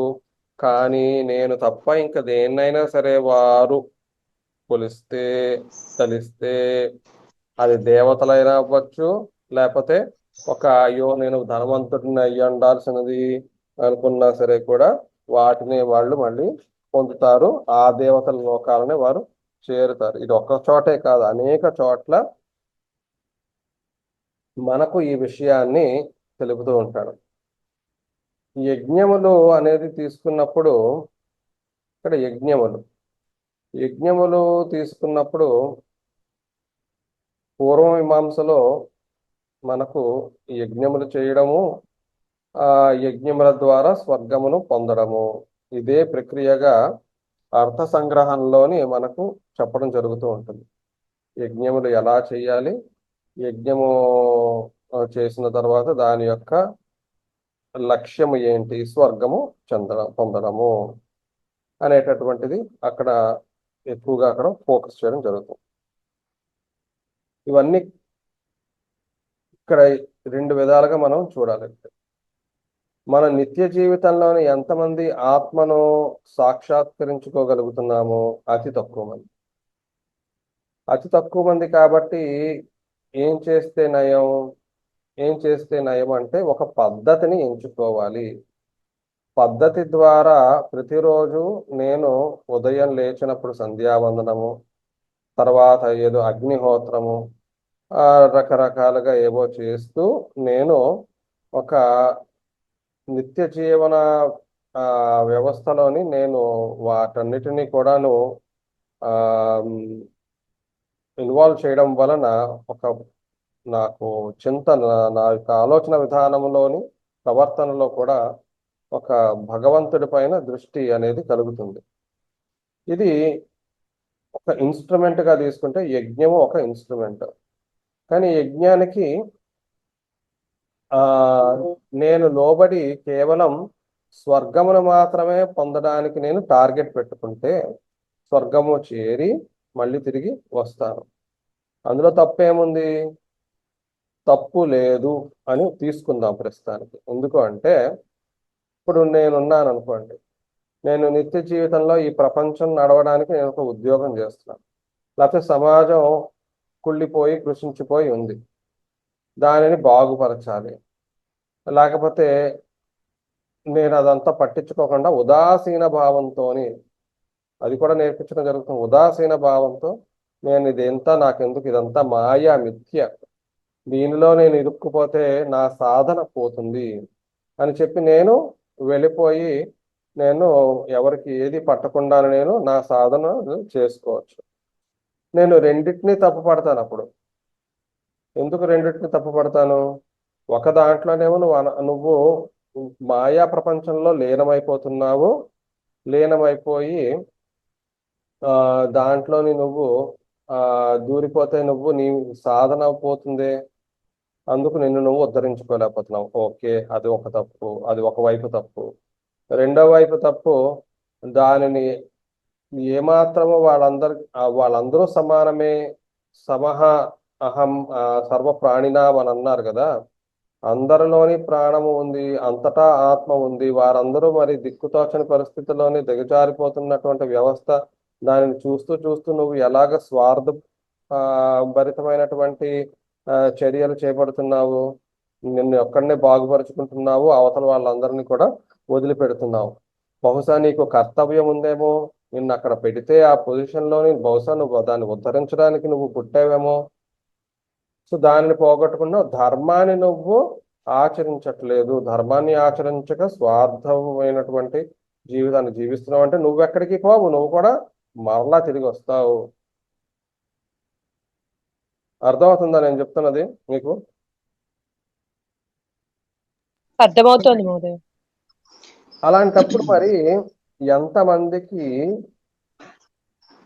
యజ్ఞములు కాకుండాను కేవలం భగవంతుణ్ణే స్మరిస్తూ మోక్షము పొందడానికి ఆస్కారం ఉంటుంది. అందుకు మీరు అలా చూస్తే ధర్మము అనేది మాట్లాడుతూ ఉంటాడు అర్థ సంగ్రహంలో. ధర్మ ఈక్వల్స్ టు యజ్ఞ అంటాడు. సో అక్కడ పదం వాడింది ధర్మ. ధర్మము యజ్ఞము అంటాడు. ధర్మము అయినప్పుడు నేను చేపట్టేటటువంటి ఏ యజ్ఞం అయినా సరే ఇప్పుడు ధర్మం అవుతుంది. ఆర్ నేను చేసేటటువంటి ఏ పని అయినా సరే ధర్మము అయినప్పుడు అది యజ్ఞం అవుతుంది.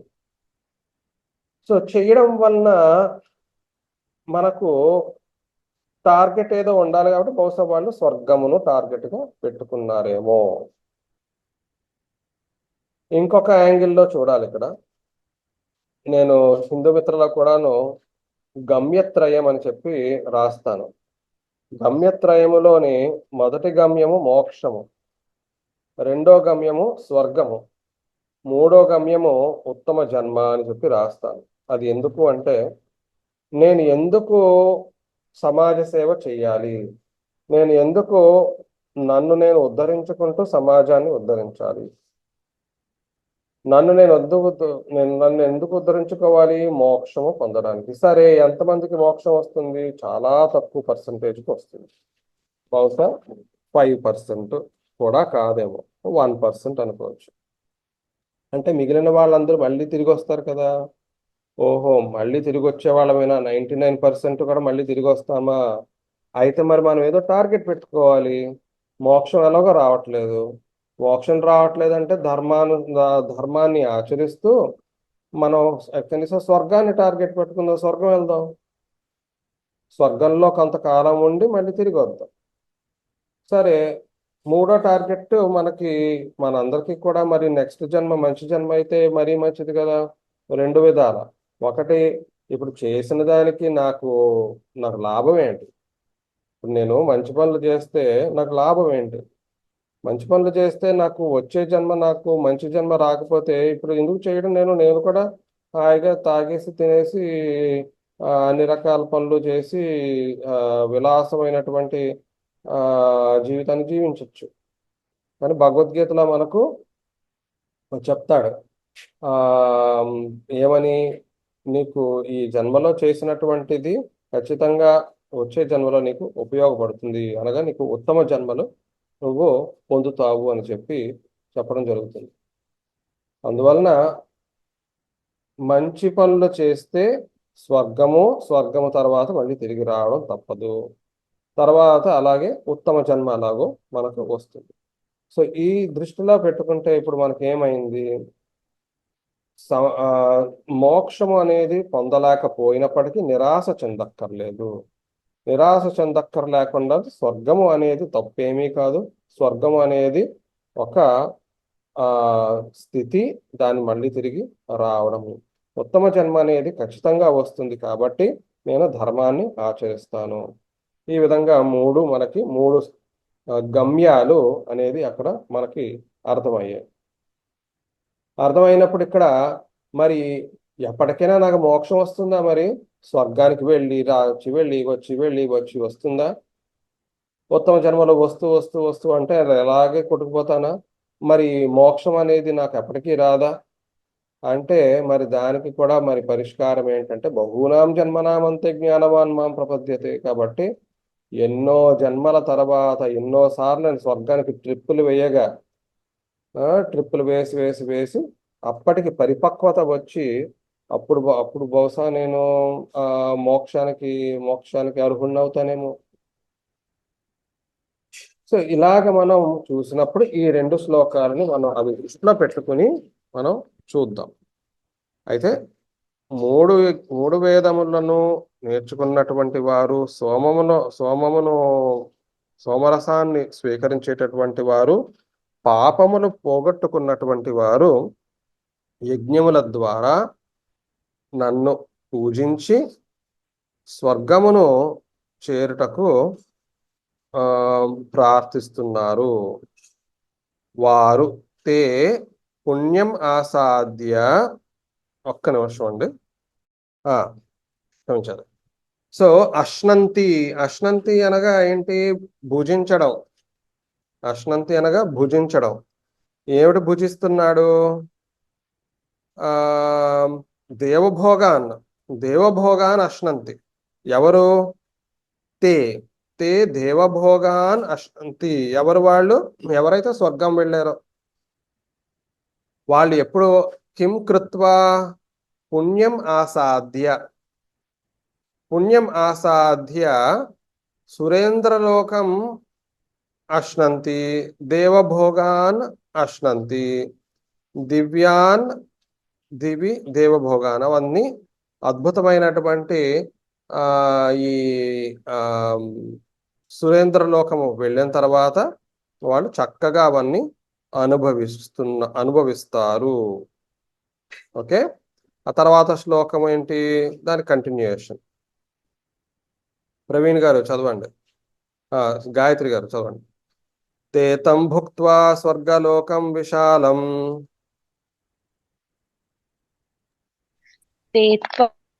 భుక్తా స్వర్గలోకం విశాలం క్షీణే పుణ్యే మర్త్యలోకం విశంతి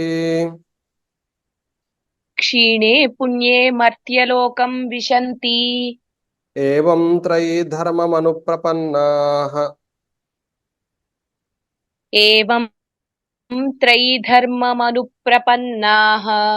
గతాగతం కామకామా లభంతే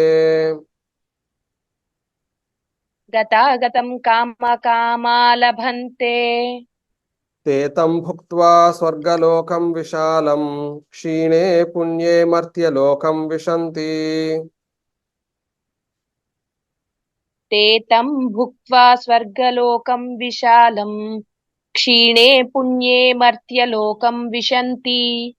ఏవం త్రయీ ధర్మమనుప్రపన్నాః గతాగతం కామకామా లభంతే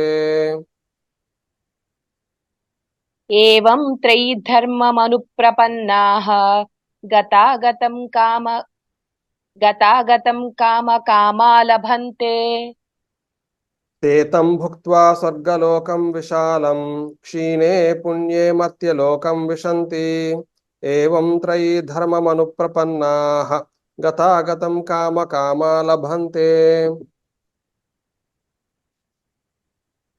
తేతం భుక్త్వా స్వర్గలోకం విశాలం క్షీణే పుణ్యే మర్త్యలోకం విశంతి ఏవం త్రయీ ధర్మమనుప్రపన్నాః గతాగతం కామకామా లభంతే. తే తం భుక్త్వా స్వర్గలోకం విశాలం క్షీణే పుణ్యే మర్త్యలోకం విశంతి ఏవం త్రయీ ధర్మం అనుప్రపన్నాః గతాగతం గతం ఆగతం కామాః లభంతే. ఉమ్, విశంతి లభంతే. ఉమ్. సో ప్రవిశంతి అనుకోవచ్చు ఇక్కడ. విశంతి ప్రవిశంతి. కే విశంతి?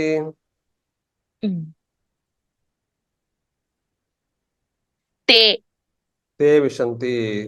తే కం విశంతి అంటే ప్రవిశంతి. తం ఉమ్. ఆ అది అవ్వచ్చు, లేదంటే మత్స్యలోకం తం మత్స్యలోకం. మత్స్యలోకం అవును అవును. అయితే ఇక్కడ ప్రవిశంతి. భుక్త్వా కూడా ఉంది కాబట్టి మనం భుక్త్వా కూడా చూసుకుంటే స్వర్గలోకం అక్కడ వస్తుంది. కిం భుక్త్వా? స్వర్గలోకం భుక్త్వా. విశాలం స్వర్గలోకం భుక్త్వా. తం విశాలం విశాలం స్వర్గలోకం. స్వర్గలోకం భుక్త్వా ఆ సో అప్పుడు తే భుక్త్వా. విశాలం స్వర్గలోకం భుక్త్వా అనగా అది భుజించిన తర్వాత, అంటే డైరెక్ట్ ట్రాన్స్లేషన్ భుజించడం గాని, అశ్నంతి అన్నట్లుగా దానిని అనుభవించాక దానిని అనుభవించిన తరువాత క్షీణే పుణ్యే. క్షీణే పుణ్యే అనగా క్షీణించిన పుణ్యము. ఇది ఎలా వచ్చింది? పుణ్యే. ఇది క్షీణే అనేది సప్తమి ఏకవచన మహోదయ. అదే చూసుకోవాలి. క్షీణ పుణ్యం పుణ్యే క్షీణే అంతే రావాలి మరి. క్షీణే పుణ్యే అనగా సప్తమి ఎందుకు వచ్చిందో తెలియదు మరి. లేకపోతే ప్రథమ ప్రథమ అయితే వివచనం. ప్రథమ పుణ్యం అనేది మనకి జ్ఞానం లాగా వస్తే అప్పుడు క్షీణే ఇచ్చారు. ఒకవేళ జ్ఞానే నపుంసకలింగమై అందుకు ద్వివచనం అవ్వాలి అప్పుడు. ప్రథమ విభక్తి గాని ద్వితీయ విభక్తిలో విభక్తిలోని ద్వివచనం అవ్వచ్చు. ద్వివచనం అవుతుంది. కానీ ఎందుకు ద్వివచనం అవ్వాలి? అది అసలు రెండెందుకు అవ్వాలి? అది పుణ్యము క్షీణించాక ద్వివచనంలో ఉండాల్సిన అవసరం లేదు కదా. అంటే సప్తమి అయితే గనక పుణ్యము పుణ్య క్షీణత పొందగా ఇక్కడ సతీ సప్తమి విభక్తి ఇచ్చాడు. తేతం మీకు బాగా తేతం విశాలం స్వర్గలోకం భుక్త్వా పుణ్యే క్షీణే సతి అని అన్నాడు. సతి పెట్టాడు క్షీణించగా. అప్పుడు మర్త్యలోకం విశంతి అని మళ్ళీ మరణములు అనేటటువంటి ఈ లౌకిక భూమిలో మళ్ళీ ప్రవేశిస్తున్నారట వాళ్ళు. లభంతే. కే లభంతే? తే లభంతే. తే అంటే ఈ త్రైధర్మం అనుప్రపన్నాహ లభంతే. ఎవరైతే వేదములను అనుసరించి దానికి తగ్గట్లుగా యజ్ఞములు చేసి దానికి తగ్గట్లుగా స్వర్గమును కాంక్షించి వెళ్ళారో, ఇక్కడ క్రిటిసిజమే అని తీసుకోవాలి, తప్పదు. ఎందుకు? కామాహ లభంతే. కామములు కోరికలకు తగ్గట్లుగా ఆ జీవితంలోని మళ్ళీ ఇంకొక జీవితంలో మళ్ళీ కోరికల్ని అనుసరిస్తూ వారు జీవిస్తూ ఉంటారు. మరి గతాగతం అనగా రాకపోకలు. ఈ రాకపోకలన్నీ అనేది ఉంటాయి కాబట్టి వస్తూ పోతూ ఉంటూ ఉంటారు అనేది ఇక్కడ చెప్పడం జరుగుతుంది. సో తేడా ఏంటి అంటే మరి అంతే. సో ఇక్కడ మనం మూడు విభాగాలు చేసుకుంటే, దుర్మార్గులైనటువంటి దుష్టబుద్ధి కలిగినటువంటి వారు పునర్జన్మలు పొందుతారు, కానీ అవి ఎటువంటి దుస్థితిలో వాళ్ళు ఉంటారు అనేది మనం వేరేగా చెప్పక్కర్లేదు. దాని గురించి ఇక్కడేం వివరణ లేదు. మంచి పనులు ఇక్కడ మర్త్యలోకం అంటే ఏంటి మహోదయ? మర్త్య అంటే నాకు తెలిసినంత వరకు మృత్యువు కలిగిన లోకమా? మరణము అనేటటువంటి గుణము కలిగినటువంటి లోకము. ఆహా, ఓకే ఓకే. సో మర్త్యలో అంటే ఏకదం స్వర్గం నుంచి ఆ లోకానికి పడిపోతారు అంటే మళ్ళీ అంటే అది ఏ మర్త్యలోకం లోకం? అంటే మన భూమి. భూమి. మనిషి ఓకే ఓకే ఆ మన మనందరికీ మరి మృత్యు అనేది రాదా ఏమిటి? సో ఇది ఆ, ఈ భూమి యొక్క లక్షణం అది. ఉమ్, ఈ లోకము యొక్క లక్షణం ఏంటంటే అన్నీ కూడా మృత్యువు పొందుతాయి. అన్నీ సర్వస్వం అన్నీ కూడా దీంట్లో ఉమ్, ఉన్నటువంటిది అన్నీ కూడా. ఉమ్, సో దానిని చేరుతున్నారు. అనగా మళ్ళీ ఈ చక్రంలో తిరుగుతున్నారు. అదేం తప్పేం కాదు. ఇది తప్పేం కాదు అంటే వాళ్ళేమి అదో లోకానికి పడిపోవట్లే. వాళ్ళు ఇక్కడికే వస్తున్నారు ఆ, మళ్ళీ. అవును. ఉమ్, అని ఈ చక్రంలోనే తిరుగుతున్నారు. ఎందుకంటే వాళ్ళు ఆశిస్తున్నారు, ప్రతిదానికి ఫలాన్ని ఆశిస్తున్నారు. చేసే పనికి నాకు ఇది కావాలి, నాకు ఒక కారు దేవా, నేను యజ్ఞం చేస్తున్నానంటే ఆ, ఆ ఈ ఉద్యోగం ఇయ్యి, లేకపోతే కుటుంబాన్ని అందరినీ చక్కగా చూసుకో, ఇవన్నీ మరి సకామ కర్మది మరి అన్ని ఆశిస్తూ చేస్తున్నారు. అలా చెయ్యొద్దు అంటాడు. బేసికలీ ఏంటంటే అలా చెయ్యొద్దు. అలా చేస్తే నువ్వు స్వర్గానికి వెళ్తావు, స్వర్గానికి వెళ్ళి మళ్ళీ తిరిగి వస్తావు. నిష్కామ కర్మ చెయ్యి, ఏది ఆశించకుండా నువ్వు చెయ్యి.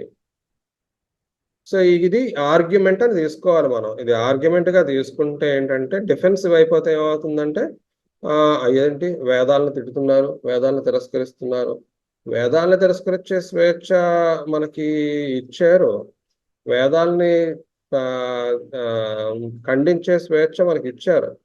కానీ దర్శనాల్లోనే వేదాలను ప్రమాణంగా తీసుకుని దర్శనాలు ఉన్నాయి అంటే అక్కడ ఇప్పుడు వేదములోని కర్మ భాగము ఉంది, అలాగే జ్ఞాన భాగము ఉన్నప్పుడు కర్మ భాగాన్ని నువ్వు కేవలం ఫలాన్ని ఆశించి చేసేటటువంటి పనులకి మాత్రమే వినియోగించుకుంటే నువ్వు ఇలాంటి సమస్యల్లో పడతావు.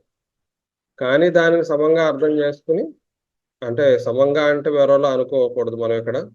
కర్మను చేస్తున్నప్పటికీ కూడాను జ్ఞాన భాగాన్ని దృష్టిలో పెట్టుకుని దాన్ని ఆచరించి మోక్షం పొందేటటువంటి ప్రయత్నం చేస్తే ఇంక ఈ ఆర్గ్యుమెంట్ అలా వెళ్తూ ఉంటాయి. ఎవరు ఎక్కడ సెటిల్ అవ్వరు, ఒకరినొకరు తిట్టుకుంటూ ఉంటారు. ఆబ్వియస్లీ జ్ఞానము అనేది వేదాంత సారమైనది జ్ఞాన భాగాన్ని అనుసరించేటటువంటిది.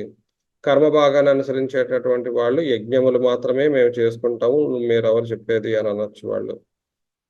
సో మరి ఇంక ఈ వాదోపవాదాలు అలా సాగుతూ ఉంటాయి. మరి ఆదిశంకరుడు కూడా అటువంటి వాదోపవాదాల్లో దిగి ఆయన అద్వైతాన్ని మరి స్థాపించి కొన్నిటిని తిరస్కరించి అవన్నీ చేసినప్పటికీ కూడా మళ్ళీ ఇంకొక లెవెల్లో ఆ వాదనను లేపుతారు, వాళ్ళు చేసుకునేటటువంటి చేస్తారు. ఈ కాలంలో కూడా ఒక యూట్యూబ్ ఛానల్ ఉంటుంది. వాళ్ళు కేవలం వేదములను మాత్రమే వాళ్ళు సర్వస్వంగా తీసుకుని భగవద్గీతను కూడా వాళ్ళు ఖండిస్తారు. ఎందుకంటే భగవద్గీత ఇలాంటివి చెప్తుంది కాబట్టి వాళ్ళు దానిని విమర్శగా తీసుకుని వాళ్ళు దానిని యాక్సెప్ట్ చేయకుండాను భగవద్గీతలోని ఇటువంటిది అనుచితమైనటువంటి వ్యాఖ్యానాలు ఉన్నాయని కూడా వాళ్ళు అంటూ ఉంటారు. అంతే మరి ఆ స్వేచ్ఛ ఉంది, మనం అందరం ఒకలాగే ఫాలో అవ్వాలని లేదు. భగవద్గీతను అనుసరిస్తే తూచా తప్పకుండా భగవద్గీతను అనుసరించాలి. మనం యోగ దర్శనం చేసినప్పుడు కూడా మనం ఈ మాట అనుకున్నాం. సాంఖ్యకారికలు చేసినప్పుడు సాంఖ్యకారికల్ని సాంఖ్యకారికలుగా తీసుకోవాలి. దానిని అధ్యయనం చేసినప్పుడు దానిని తూచా తప్పకుండా దానిని ఓపెన్ మైండెడ్గా దాన్ని అలాగే చూడాలి. ఆ తర్వాత మీరు నచ్చింది అనుకోండి, మీకు సాంఖ్య దర్శనమే నచ్చింది, దాన్నే మీరు అనుసరిస్తున్నారు అనుకోండి, సాంఖ్యులు అనిపించుకున్నారనుకోండి, మీకు అది ప్రమాణం. అలాగే భగవద్గీత మీకు ప్రమాణం అనిపిస్తే భగవద్గీతకు తగ్గట్లుగానే చేయాలి. Confused strategies తీసుకురాకూడదు. భగవద్గీతలోని ఇది విన్నప్పటికీ కూడాను నేను నిష్కామ కర్మ చేయను, సకామ కర్మ చేస్తానంటే అది ఎలా కుదురుతుంది? అవ్వదు. సో క్లారిటీ చాలా అవసరం. ఇక్కడ నాకు నచ్చేది ఏంటంటే భగవద్గీతలో క్లారిటీతోని నువ్వు ఇది చెయ్యి, నువ్వు అది చేయకు అని చక్కగా చెప్పినప్పుడు ప్రాక్టీస్ చేసి దాని యొక్క ఫలితాన్ని మనం చూసుకోవాలి. అందుకే ఇక్కడ ఏంటంటే ఈ రెండిటి సారాంశం, ఈ ముఖ్యమైనటువంటి ఈ 2 శ్లోకాల యొక్క సారాంశం ఏంటంటే వేదములు అనేటటువంటి వాటిలోని కర్మ భాగమును అనుసరించి యజ్ఞములను చేసి కొని మంచే చేస్తున్నారు, ఎందుకంటే ఖచ్చితంగా పుణ్యం సంపాదిస్తున్నారు, పాపాన్ని పోగొట్టుకుంటున్నారు. అక్కడ దాకా క్లారిటీ ఇచ్చాడు శ్రీకృష్ణుడు. కానీ వాళ్ళు స్వర్గమును కాంక్షిస్తున్నారు.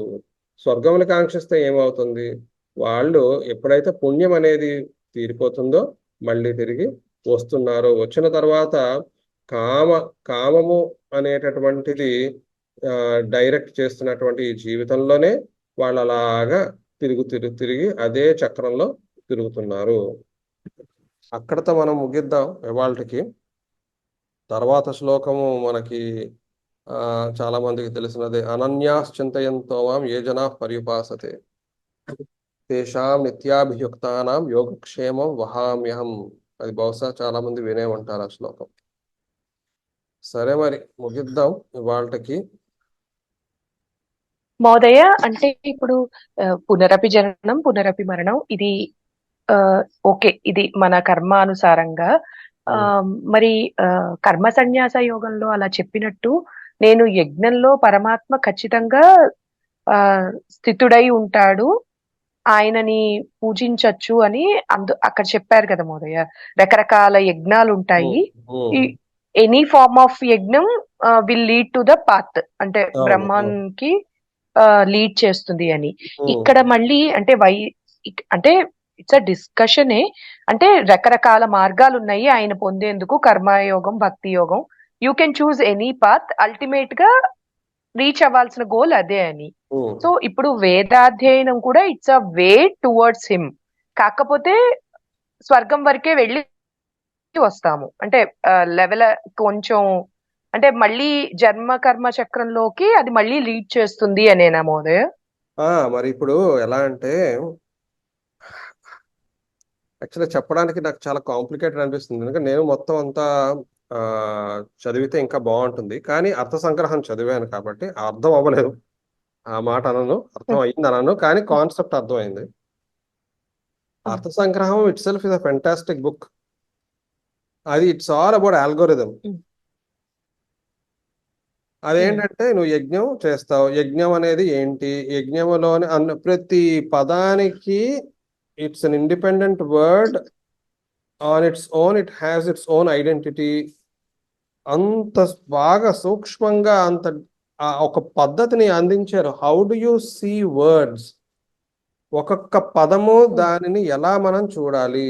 నేను దాని నుంచి ఇదివరకు కూడా నమ్ముతాను, నేను ఇప్పటికీ కూడా అది ప్రాక్టీస్ చేస్తాను. నేను ఒక పదాన్ని వాడాను అనుకోండి, I have to mean it అనమాట. ఉదాహరణకి ఇంగ్లీష్లోని ఎవరన్నా నన్ను అడిగారు అనుకోండి, so are you coming today or not అని అన్నా అనుకోండి, ఐ మే అని అన్నానంటే అర్థం ఏంటి? ఇంకా ఐ మే అంటే దానిలోని చాలా అర్థం అందులో ఉంది. ఏమని? నేను రావచ్చు రాకపోవచ్చు అనేటటువంటి సందిగ్ధములో నేనున్నాను, అంబిగ్విటీ ఉంది అని ఎంతో తెలుస్తుంది అక్కడ. అనేటటువంటి సందిగ్ధంలో ఉన్నాను, నేను ఎందుకు రావాలి, నీతోనే ఎందుకు రావాలి, నేను ఎన్ని రావచ్చు అక్కడ. వాడు అడిగిన ముందర ప్రశ్న, నువ్వు వస్తున్నావా రావట్లేదా అనే ప్రశ్న ఎలా ఉంది చూడండి. అక్కడ కొంచెం కోపం ఉండొచ్చు, అక్కడ చిరాకు ఉండొచ్చు, వీడేమిటి నాకు సమాధానం చెప్పట్లేదు కాబట్టి నేను ఈ ప్రశ్న అడుగుతున్నాను, నువ్వు వస్తున్నావు రావట్లేదా. సో అంత ప్రెసిషన్ ఉంటుంది మనం వాడే ప్రతి పదం. అఫ్ కోర్స్ పదమే కాకుండా మనకు సంస్కృతంలోని ఆ ఉచ్చారణ స్టైల్స్ కూడా అంతే ముఖ్యం. అనగా మనం వస్తున్నావా రావట్లేదా భావాలు చూపిస్తున్నాం కదా. అంత పర్ఫెక్ట్ సిస్టమ్స్ డెవలప్ చేశారు వాళ్ళు. ఆ ఆల్గోరిథమిక్ అప్రోచ్ లోని యజ్ఞములు చేస్తే ఏం లాభాలు, యజ్ఞములు చేయడం ఎలా చెయ్యాలి, యజ్ఞముల్లోని నేను ఉదాహరణకి నేను ఇప్పుడు ఒక నియమం నేను చెప్పేశాను, ఇప్పుడు ఈ నియమం చెప్పాను నేను, ఈ నియమం నేను మళ్ళీ మళ్ళీ రిపీట్ చేయను. ఈ నియమం నువ్వు నెక్స్ట్ ఎప్పుడో ఏదో ఇంకొక నియమం వస్తుంది, ఆ నియమం వచ్చినప్పుడు ఇది అండర్స్టూడ్ అక్కడ, ఆ నియమం నేను చెప్పలేదే ఇక్కడ అని అనడానికి లేదు, ఎందుకంటే నేను ఆల్రెడీ నియమం ముందరే చెప్పేశాను. కాబట్టి నువ్వు ఇప్పుడు ఈ కొత్త నియమం నేను చెప్తున్నప్పుడు నువ్వు దాన్ని దృష్టిలో పెట్టుకుని ఇది చెయ్యాలి. మీకు అర్థమవుతుందా నేను చెప్తున్నది? అర్థమవుతోంది మహోదయ. మిగిలిన నియమం వాళ్ళు follow చెప్పేశాను, అవుతున్నారా? అక్కడ చెప్పిన నియమం ఇక్కడ వర్తిస్తుంది. ఇక్కడ వర్తిస్తుంది, నేను మళ్ళీ చెప్పను. నేను అక్కడ చెప్పిన నియమం ఆ వర్తిస్తుంది. నేను మళ్ళీ మళ్ళీ చెప్పను. చెప్పను. నేను ఇట్ ఈస్ అండర్స్టూడ్. అంత పర్ఫెక్షన్ ఉంది ఆ స్టడీ, ఆ సబ్జెక్ట్ మ్యాటర్లోని, ఆర్ ఆ వే ఆఫ్ రైటప్ లో. నాకు అది చాలా నచ్చింది అర్థ సంగ్రహంలో. సో ఏది తీసిపారేయడానికి లేదు, ప్రతి ఇది. అందుకే అంటే చార్వాక సిద్ధాంతానికి కూడా there is a place in this world. చార్వాకల నుంచి కూడా మనం క్లారిటీ ఒక విషయంలో నేర్చుకోవచ్చు. నాకు కనబడితే నేను నమ్ముతాను. నువ్వు చేసావా పని లేదా, నువ్వు చేస్తే రుజువు చూపించు నాకు. ఆర్ ఫర్ దట్ మ్యాటర్ ఈ కనబడనేది సత్యము అంటున్నావు. కనబడనేది సత్యం అవ్వడం వల్ల ఏమవుతుంది, దాని డౌన్ సైడ్ చూద్దాం. డౌన్ సైడ్ ఏంటంటే నన్ను భయపెట్టి, అగోగో నువ్వు ఇది చెయ్యలేదు కాబట్టి వాడు చూస్తున్నాడు, నువ్వు ఇలా చేస్తే నువ్వు అలా అవుతుంది నీకు, ఈ టైపులో ఫిట్టింగ్లు అన్ని పెడతారు. అంటే మూఢనమ్మకాలకి దారి తీసే అవకాశం కూడా అంతే ఉంటుంది. ఎంతైతే అది సత్యమో అంతే కనబడనటువంటి ఆ సత్యముని తెలుసుకోలేకపోవడం వల్ల మూఢనమ్మకాలు చాలా పెరుగుతాయి. అందుకు చార్వాకులకి బుర్ర తిరిగి ఇదంతా వీళ్ళు ఫూల్స్ చేస్తున్నారు, అందరు నేను ఒప్పుకునేదే లేదు, కనబడితేనే సత్యం, కనబడకపోతే మాట్లాడకు, నువ్వు ఫూల్ చేయకు. ఆ పద్ధతి అవసరమే. ఐ థింక్ ప్రతి వాళ్ళు అసలు ఆ పద్ధతితో మొదలు పెట్టాలి కూడా. అది మొదలుపెట్టి వాళ్ళకి కంట్రోల్ వచ్చిన తర్వాత, once they have control in their thinking ability, ఆ లాజికల్ అనాలిసిస్ని వాళ్ళు తీసుకురాగలిగినప్పుడు అప్పుడు పోనీ నెక్స్ట్ స్టెప్కి వెళ్ళచ్చు. సో ప్రతి ఒక్కళ్ళకి స్థానం ఉంది ఈ ప్రపంచంలో. That is the beauty of our various philosophical paths. మనకు ఆ ఫ్రీడమ్ ఇచ్చారు, అన్ని పెరిగాయి, అన్ని ప్రకటింపబడ్డాయి. అందుకు చార్వాకలు నేను తీసిపారాను. ఇన్ఫాక్ట్ చార్వాకల నుంచి నేను చాలా నేర్చుకున్నాను అలా చూసుకుంటే. సో అలాగా అర్థ సంగ్రహము, అలాగే యజ్ఞములు చేసేటటువంటి పద్ధతి ద్వారా కూడా మనం నేర్చుకోవచ్చు చాలాను. ఎలాగ పొద్దున నుంచి సాయంత్రం దాకా ఒక పద్ధతిని ఏర్పాటు చేసుకోవచ్చు, అలాంటివి ఏమైనా కూడా నేర్చుకోవచ్చు. బట్ అల్టిమేట్లీ అవన్నీ నేర్చుకోగా మనం గోల్ ఏది పెట్టుకోవాలి అంటే అన్నీ కూడాను విడిచిపెట్టగలగాలి. సన్యాసము, ఏ కర్మ చేసినప్పటికీ కూడా దానికి ఫలితం ఎక్స్పెక్ట్ చేయకూడదు, నిష్కామము. అది దృష్టిలో పెట్టుకుని ఇవన్నీ అప్రోచ్ అయ్యామనుకోండి, ఇప్పుడు మనం చాలా బాగా ఉపయోగించగలుగుతాం, లౌకికంగా ఆధ్యాత్మికంగా కూడా. ఇది సాధనలో భాగం. నేనేదో పర్ఫెక్ట్ చేస్తానని నేను అనట్లేదు, బట్ మనం అందరం ఇలాగ సత్సంగాల్లో మాట్లాడుకుంటూ ఉంటే మన అందరం కూడా కలిసి పెరిగే ప్రగతి చెందేటటువంటి అవకాశం ఉంటుంది. సరే మరి ముగిద్దామా ఇవాళ? భక్తి వైరాగ్యం అంటున్నారు కదండి, అవును అవును అవును. రెండు కలిపి ఎక్స్పీరియన్స్ అండ్ ఇంట్రాస్పెక్ట్. అంటే నేను ఇప్పుడు ఇంకా బడ్డింగ్ స్టేజ్ లో ఉన్నా కదా మోదయ్య, నాకు అన్ని కన్ఫ్యూజన్. అంటే ఒక చోట ఒకటి చెప్తున్నారు, దానికి కాంట్రడక్టరీగా ముందుకు వెళ్తూ ఉంటే దానికి కాంట్రడక్టరీగా ఇంకొకటి చెప్పబడుతోంది. సో అందుకని నేను కన్ఫ్యూజన్ స్టేట్ లో ఉన్నాను మోదయ్య. అది తప్పదండి, అది నాకు తెలిసి. అది ఎందుకంటే భగవద్గీత ఒకసారి చదివేటటువంటిది కాదు, అనేక మార్లు చదువుతూ ఉంటే మనకు మొత్తం బర్డ్స్ ఐ వ్యూ వస్తుంది. లేకపోతే నాకు ఇప్పటికీ కూడాను ప్యాచీగా మీరు అన్నట్లు కొన్ని సింక్ అవ్వాలి, బట్ కొన్ని బాగానే సింక్ అవుతున్నాయి. So I'm happy, things are progressing. So sync అవ్వడం మొదలు పెట్టాలి. ద మోర్ యూ, అందుకే నాకు ఆశ్చర్యం అనిపిస్తుంది. భగవద్గీతను మనకి చిన్నప్పటి నుంచి నేర్పించాలి. చిన్నప్పుడు శ్లోకాలని అన్ని కంఠస్థం చేసేటట్లు వచ్చేస్తే తర్వాత సాధనకు సులభం అవుతుంది. అలాగ క్రమేపీ ప్రతి సంవత్సరం మనం దాన్ని కాన్స్టెంట్ రీడింగ్ చేయాలి. ఇంకేం పని ఉంది మనకి జీవితంలోని? ఇదే అసలు పని. భగవంతుడి యొక్క చేరికయే లోకాన మోక్షమే అనే అసలు మెయిన్ టార్గెట్ అయినప్పుడు ఇదే పుస్తకం చదవాలి ఎక్కువగాను. మనం అంత చెత్త చదువుతాం, దీని పక్కన పెడతాం. ప్రతి సంవత్సరం చదవాలి, ప్రతి చోట స్టడీ గ్రూప్ ఉండాలి. వారందరూ కూడా దీనిని అధ్యయనం చేయగా చివరికి బర్డ్స్ ఐ వ్యూ వస్తుంది. బర్డ్స్ ఐ వ్యూ వచ్చినప్పుడు అన్ని లింక్స్ మనకి తెలుస్తాయి. కిందటి వారం మీరు గమనించారు, ఒక చోట మనం చూసినది ఇంకొక 2-3 వేరే అధ్యాయాల నుంచి మనం తీసుకుని లింకప్ చేయగలిగాం. అలాగే ఇది కూడా అవును మహోదయ. లింకప్ చేయగలుగుతాం over a period of time.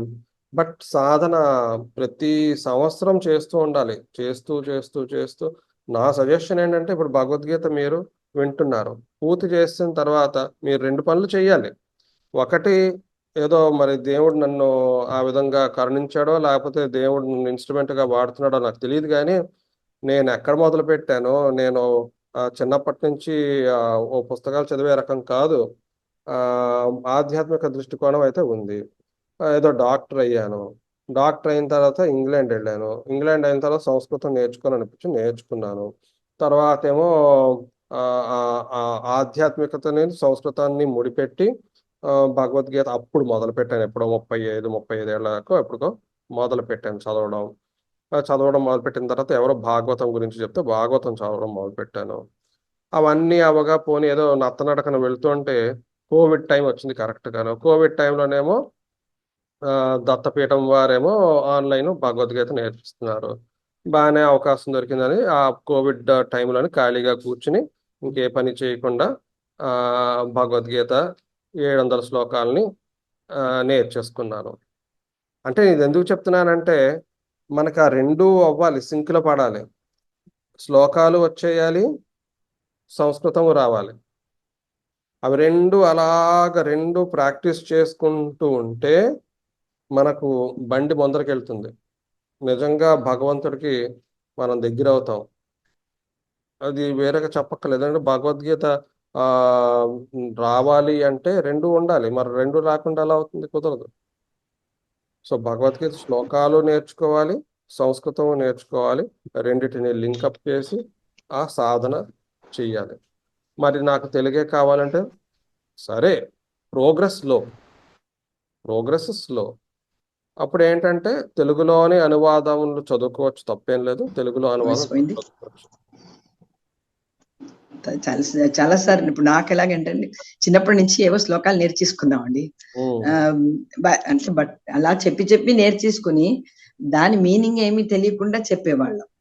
ఇప్పుడు కొంచెం సంస్కృతం నేర్చుకున్నప్పుడు దీనికి ఇది అర్థం. ఈ వయసులో నేను చెప్తున్నాను, I'm 70 years old. I have delayed my life. అది but in the process trying my best. అంతే. ఇప్పుడు మనం ఏ సమాధానం చెప్పుకోగలుగుతాం? అన్నపూర్ణ గారి స్థితిలో నేను ఉన్నాను అంటే, అరే ఇంకా ఎన్నేళ్ళు బతుకుతాను నేను అని అనుకోవచ్చు. లెట్స్ సే ఒక ఎగ్జాంపుల్ గా. మనకు ఆ టెన్షన్ అక్కర్లేదు కదా. ఎందుకంటే మనం ఇప్పుడు జర్నీ మొదలు పెట్టినా సరే వచ్చే జన్మ దీనికన్నా బెటర్ జన్మ ఇస్తానని చెప్పాడు, గ్యారంటీ ఇచ్చాడు. మరి ఇవ్వకపోతే కృష్ణుని అడుగుదాం తర్వాత. ఉత్తమ జన్మ తీరుతాడు, ఎవరి కోసం ఇవ్వడు అనేసాడు కదా, ఆల్రెడీ గ్యారంటీ ఇచ్చాడు. మరి అది ఉద్యోగం ఇది అది అనుకుంటూ అదే ఇందులో కూడా ఏదో కావాలి అనే ఒక ఇంటెన్షన్ తోనే చేస్తున్నాం కదా మోదయ్య. మరి ఏం చేస్తామండి? ఇప్పుడు ఇంటెన్షన్ తో అని కాదు. ఇప్పుడు మీకు క్లారిటీ లేదనుకోండి, మీకు ఎప్పటికైనా డౌట్ రాదా? ఎందుకు గోలంతా, దేనికోసం చదువుతున్నావు? ఓవైపేమో కోవిడ్ తీసుకొచ్చాడు దేవుడు, అందరినీ ప్రతి కుటుంబంలోని కూడా ఎవరిలో ఒకరు చచ్చారు. నేనేమో ఇక్కడ చదవమంటాడు, నేనే సర్వస్వము అంటాడు. అహంకారం ఉంది అక్కడ, పైగాను నేనే అందరికీ అధిపతిని. నేనెందుకు ఫాలో అవ్వాలి అని డౌట్ రావచ్చు కదా. అవును. దాని బదులు నేను చక్కగా హాయిగా నేను జల్సా చేసుకోవచ్చు. బోల్ డబ్బులు ఇచ్చాడు దేవుడు, నాకు డబ్బులు ఇచ్చింది, నేను జల్సా చేసుకుంటాను. నేను ఆ డౌట్లు వస్తాయి. సో అందుకు కాన్సెప్చువల్ క్లారిటీ ఫస్ట్ వస్తే, and always look for consistencies, internal consistencies. ఈ కాన్సెప్చువల్ క్లారిటీతో పాటు ఇంటర్నల్ అంటే ఇప్పుడు మనం ఫర్ ఎగ్జాంపుల్ నేను బ్రహ్మని తెలుసుకోవాలనుకున్నా, అంటే వాట్ ఐ యామ్ అనేది తెలుసుకోవాలనుకునే ప్రాసెస్ లో నేను ఇంకా తెలుసుకోవాలి అనుకోవడము అది తప్పు కోరిక కాదు కదా మోదయ? అంటే ఇట్స్ అ జెన్యూన్ ఆస్క్ అన్నట్ట అనుకోవచ్చా? నేను ఇంకా తెలుసుకోవాలి, ఇంకా ఇంకా తెలుసుకోవాలి దేనికి? అకాడమిక్ ఇంట్రెస్ట్ కా, లేకపోతే నన్ను నేను ఆల్వేస్ రీడిఫైన్ నన్ను నేను అంతే. నన్ను నేను తెలుసుకోవడమే మీ కర్తవ్యం. మీరు ఎప్పుడైతే నన్ను నేను తెలుసుకోవడం అని చెప్తారో అప్పుడు నన్నులోనే ఆత్మ వచ్చేస్తుంది. నన్నులోనే ఈ లౌకికంగా అవును. మీరు ఏమిటి అనేది తెలుసుకునే ప్రయత్నం కూడా చేస్తారు. మీకు రెండు విధాలా మీకు ఉపయోగం. అప్పుడు మిమ్మల్ని మీరు సమంగా తెలుసుకుంటే మీ ఇంద్రియాలను సమంగా వాడతారు, మీ బుద్ధిని సమంగా వాడతారు, సరైన రీతిలోని మీ జీవితాన్ని జీవిస్తారు. నన్ను నేను అనేది ఆత్మ. సో ఆత్మని తెలుసుకునే ప్రయత్నం దాన్ని సింక్రనైజ్ చేస్తారనమాట. సో నన్ను నేను తెలుసుకునే ప్రయత్నము అనగా ఆత్మని తెలుసుకునే ప్రయత్నంలో నన్ను నా బాహ్యమైనటువంటి నా శరీరము, ఇంద్రియములు, గట్రా నా బుద్ధి, మనస్సు అన్నిటినీ కూడా నేను తెలుసుకుని వాటిని సమన్వయం చేసి నా ఆత్మను తెలుసుకునే ప్రయత్నం చేస్తున్నా. అదే జ్ఞానము. అదే తెలుసుకునే అది చేస్తే చాలా గొప్ప విషయం. ఎందుకంటే నన్ను నేను తెలుసుకున్నప్పుడు ఏది వదిలేయాలో నాకు తెలుస్తుంది. గైడ్ చేసుకోవడానికి ఏది ఏది అక్కర్లేని చెత్త ఏముందో తెలుసుకుని వదిలేయడం జరుగుతుంది. మమకారాలు అలాంటివన్నీ దాని స్థానంలో పడిపోతాయి. దాని గురించి మనం ఆలోచించాం. అది కంటిన్యూస్ జర్నీయే. కానీ ఆ క్వశ్చన్ అక్కడ అలా రావాలి. జ్ఞానము తెలుసుకోవడం అనేది అకాడమిక్ ఇంట్రెస్ట్. చాలా కొంతమంది అకాడమిక్ గా నాకు తెలుసుకోవాలని ఉందండి, దేనికంటే అవుట్ ఆఫ్ క్యూరియాసిటీ అండి అంటారు. క్యూరియాసిటీకి ఇక్కడ సంబంధం లేదు కదా. క్యూరియాసిటీ వలన మీరు నోట్స్ రాసుకోవడానికి సరిపోతుంది. కానీ ఇప్పుడు కొంతమంది పరీక్షల మీద పరీక్షలు తీసేసుకుంటూ ఉంటారు. Masters in philosophy, masters in ఇది, మాస్టర్స్ ఇన్ అది. దేనికి చేస్తున్నారు వాళ్ళు? బికాస్ ఇట్స్ క్యూరియాసిటీతోని విషయాల్ని సేకరిస్తున్నారు. అనుభూతి ఈజ్ ద వర్డ్. మనకి అనుభూతి లేని సేకరణ ఏమాత్రం పనికిరాదు. ప్రతిదీ ఆస్వాదించాలి, ప్రతిదాన్ని దాన్ని అనుభవంలోకి తీసుకురావాలి. అప్పుడే అది జ్ఞానము విజ్ఞానముతో కూడినది అవుతుంది.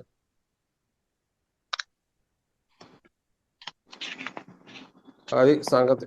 అంటే విముక్తి పర్యంతం ఏ జ్ఞానం అయితే ఉపయోగపడుతుందో ఆ జ్ఞానమే నాకు కావాలి అని అనుకోవాలి. చూసుకొని పోనీ విముక్తి అనే పదం వాడారు. విముక్తి దేని నుంచి విముక్తి చూడండి పోనీ. అజ్ఞానం నుండి విముక్తి.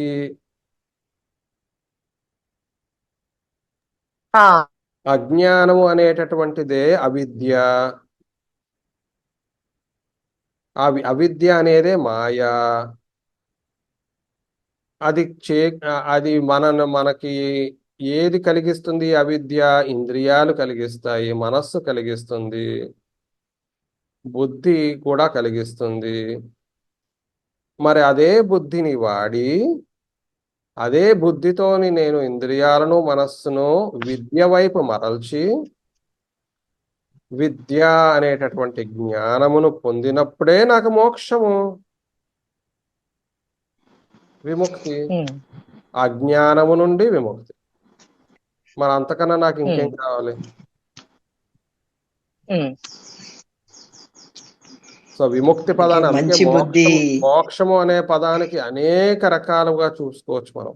మోక్షము అనగా కొంతమంది ఏంటి, ఈ బంధాల నుండి విముక్తి, లేకపోతే కష్టాల నుండి విముక్తి. మరి అది లౌకికమైనటువంటి మోక్షము. అది మోక్షం కాదు నిజంగా. అది ఒక వాళ్ళ ఎస్కేప్. విరాగ భావన, అదో ఎస్కేప్ అంతే. కొంతమందికి మోక్షం అనేది అచ్చు ధ్రువుడు వాళ్ళలో వెళ్ళిపోయినట్లు, లేకపోతే ప్రహ్లాదుడు ప్రయాణం చేసి విమానంలో వెళ్ళినట్లుగా ఒక ఫిజికల్ జర్నీ, ఇక్కడ నుంచి ప్రయాణం చేసి ఒక కైవల్యంలో చేరడం. కొంతమందికి మోక్షం అనేది కేవలం ఒక డిజల్యూషన్ ఇంటూ ద వన్నెస్.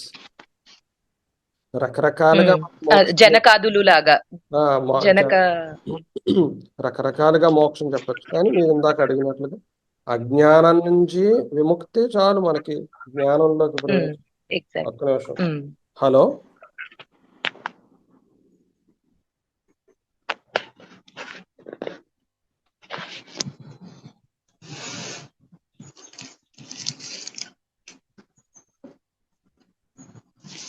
సరే నేను బయలుదేరాలండి, బయటికి ఆలస్యం అయింది ఇప్పటికే.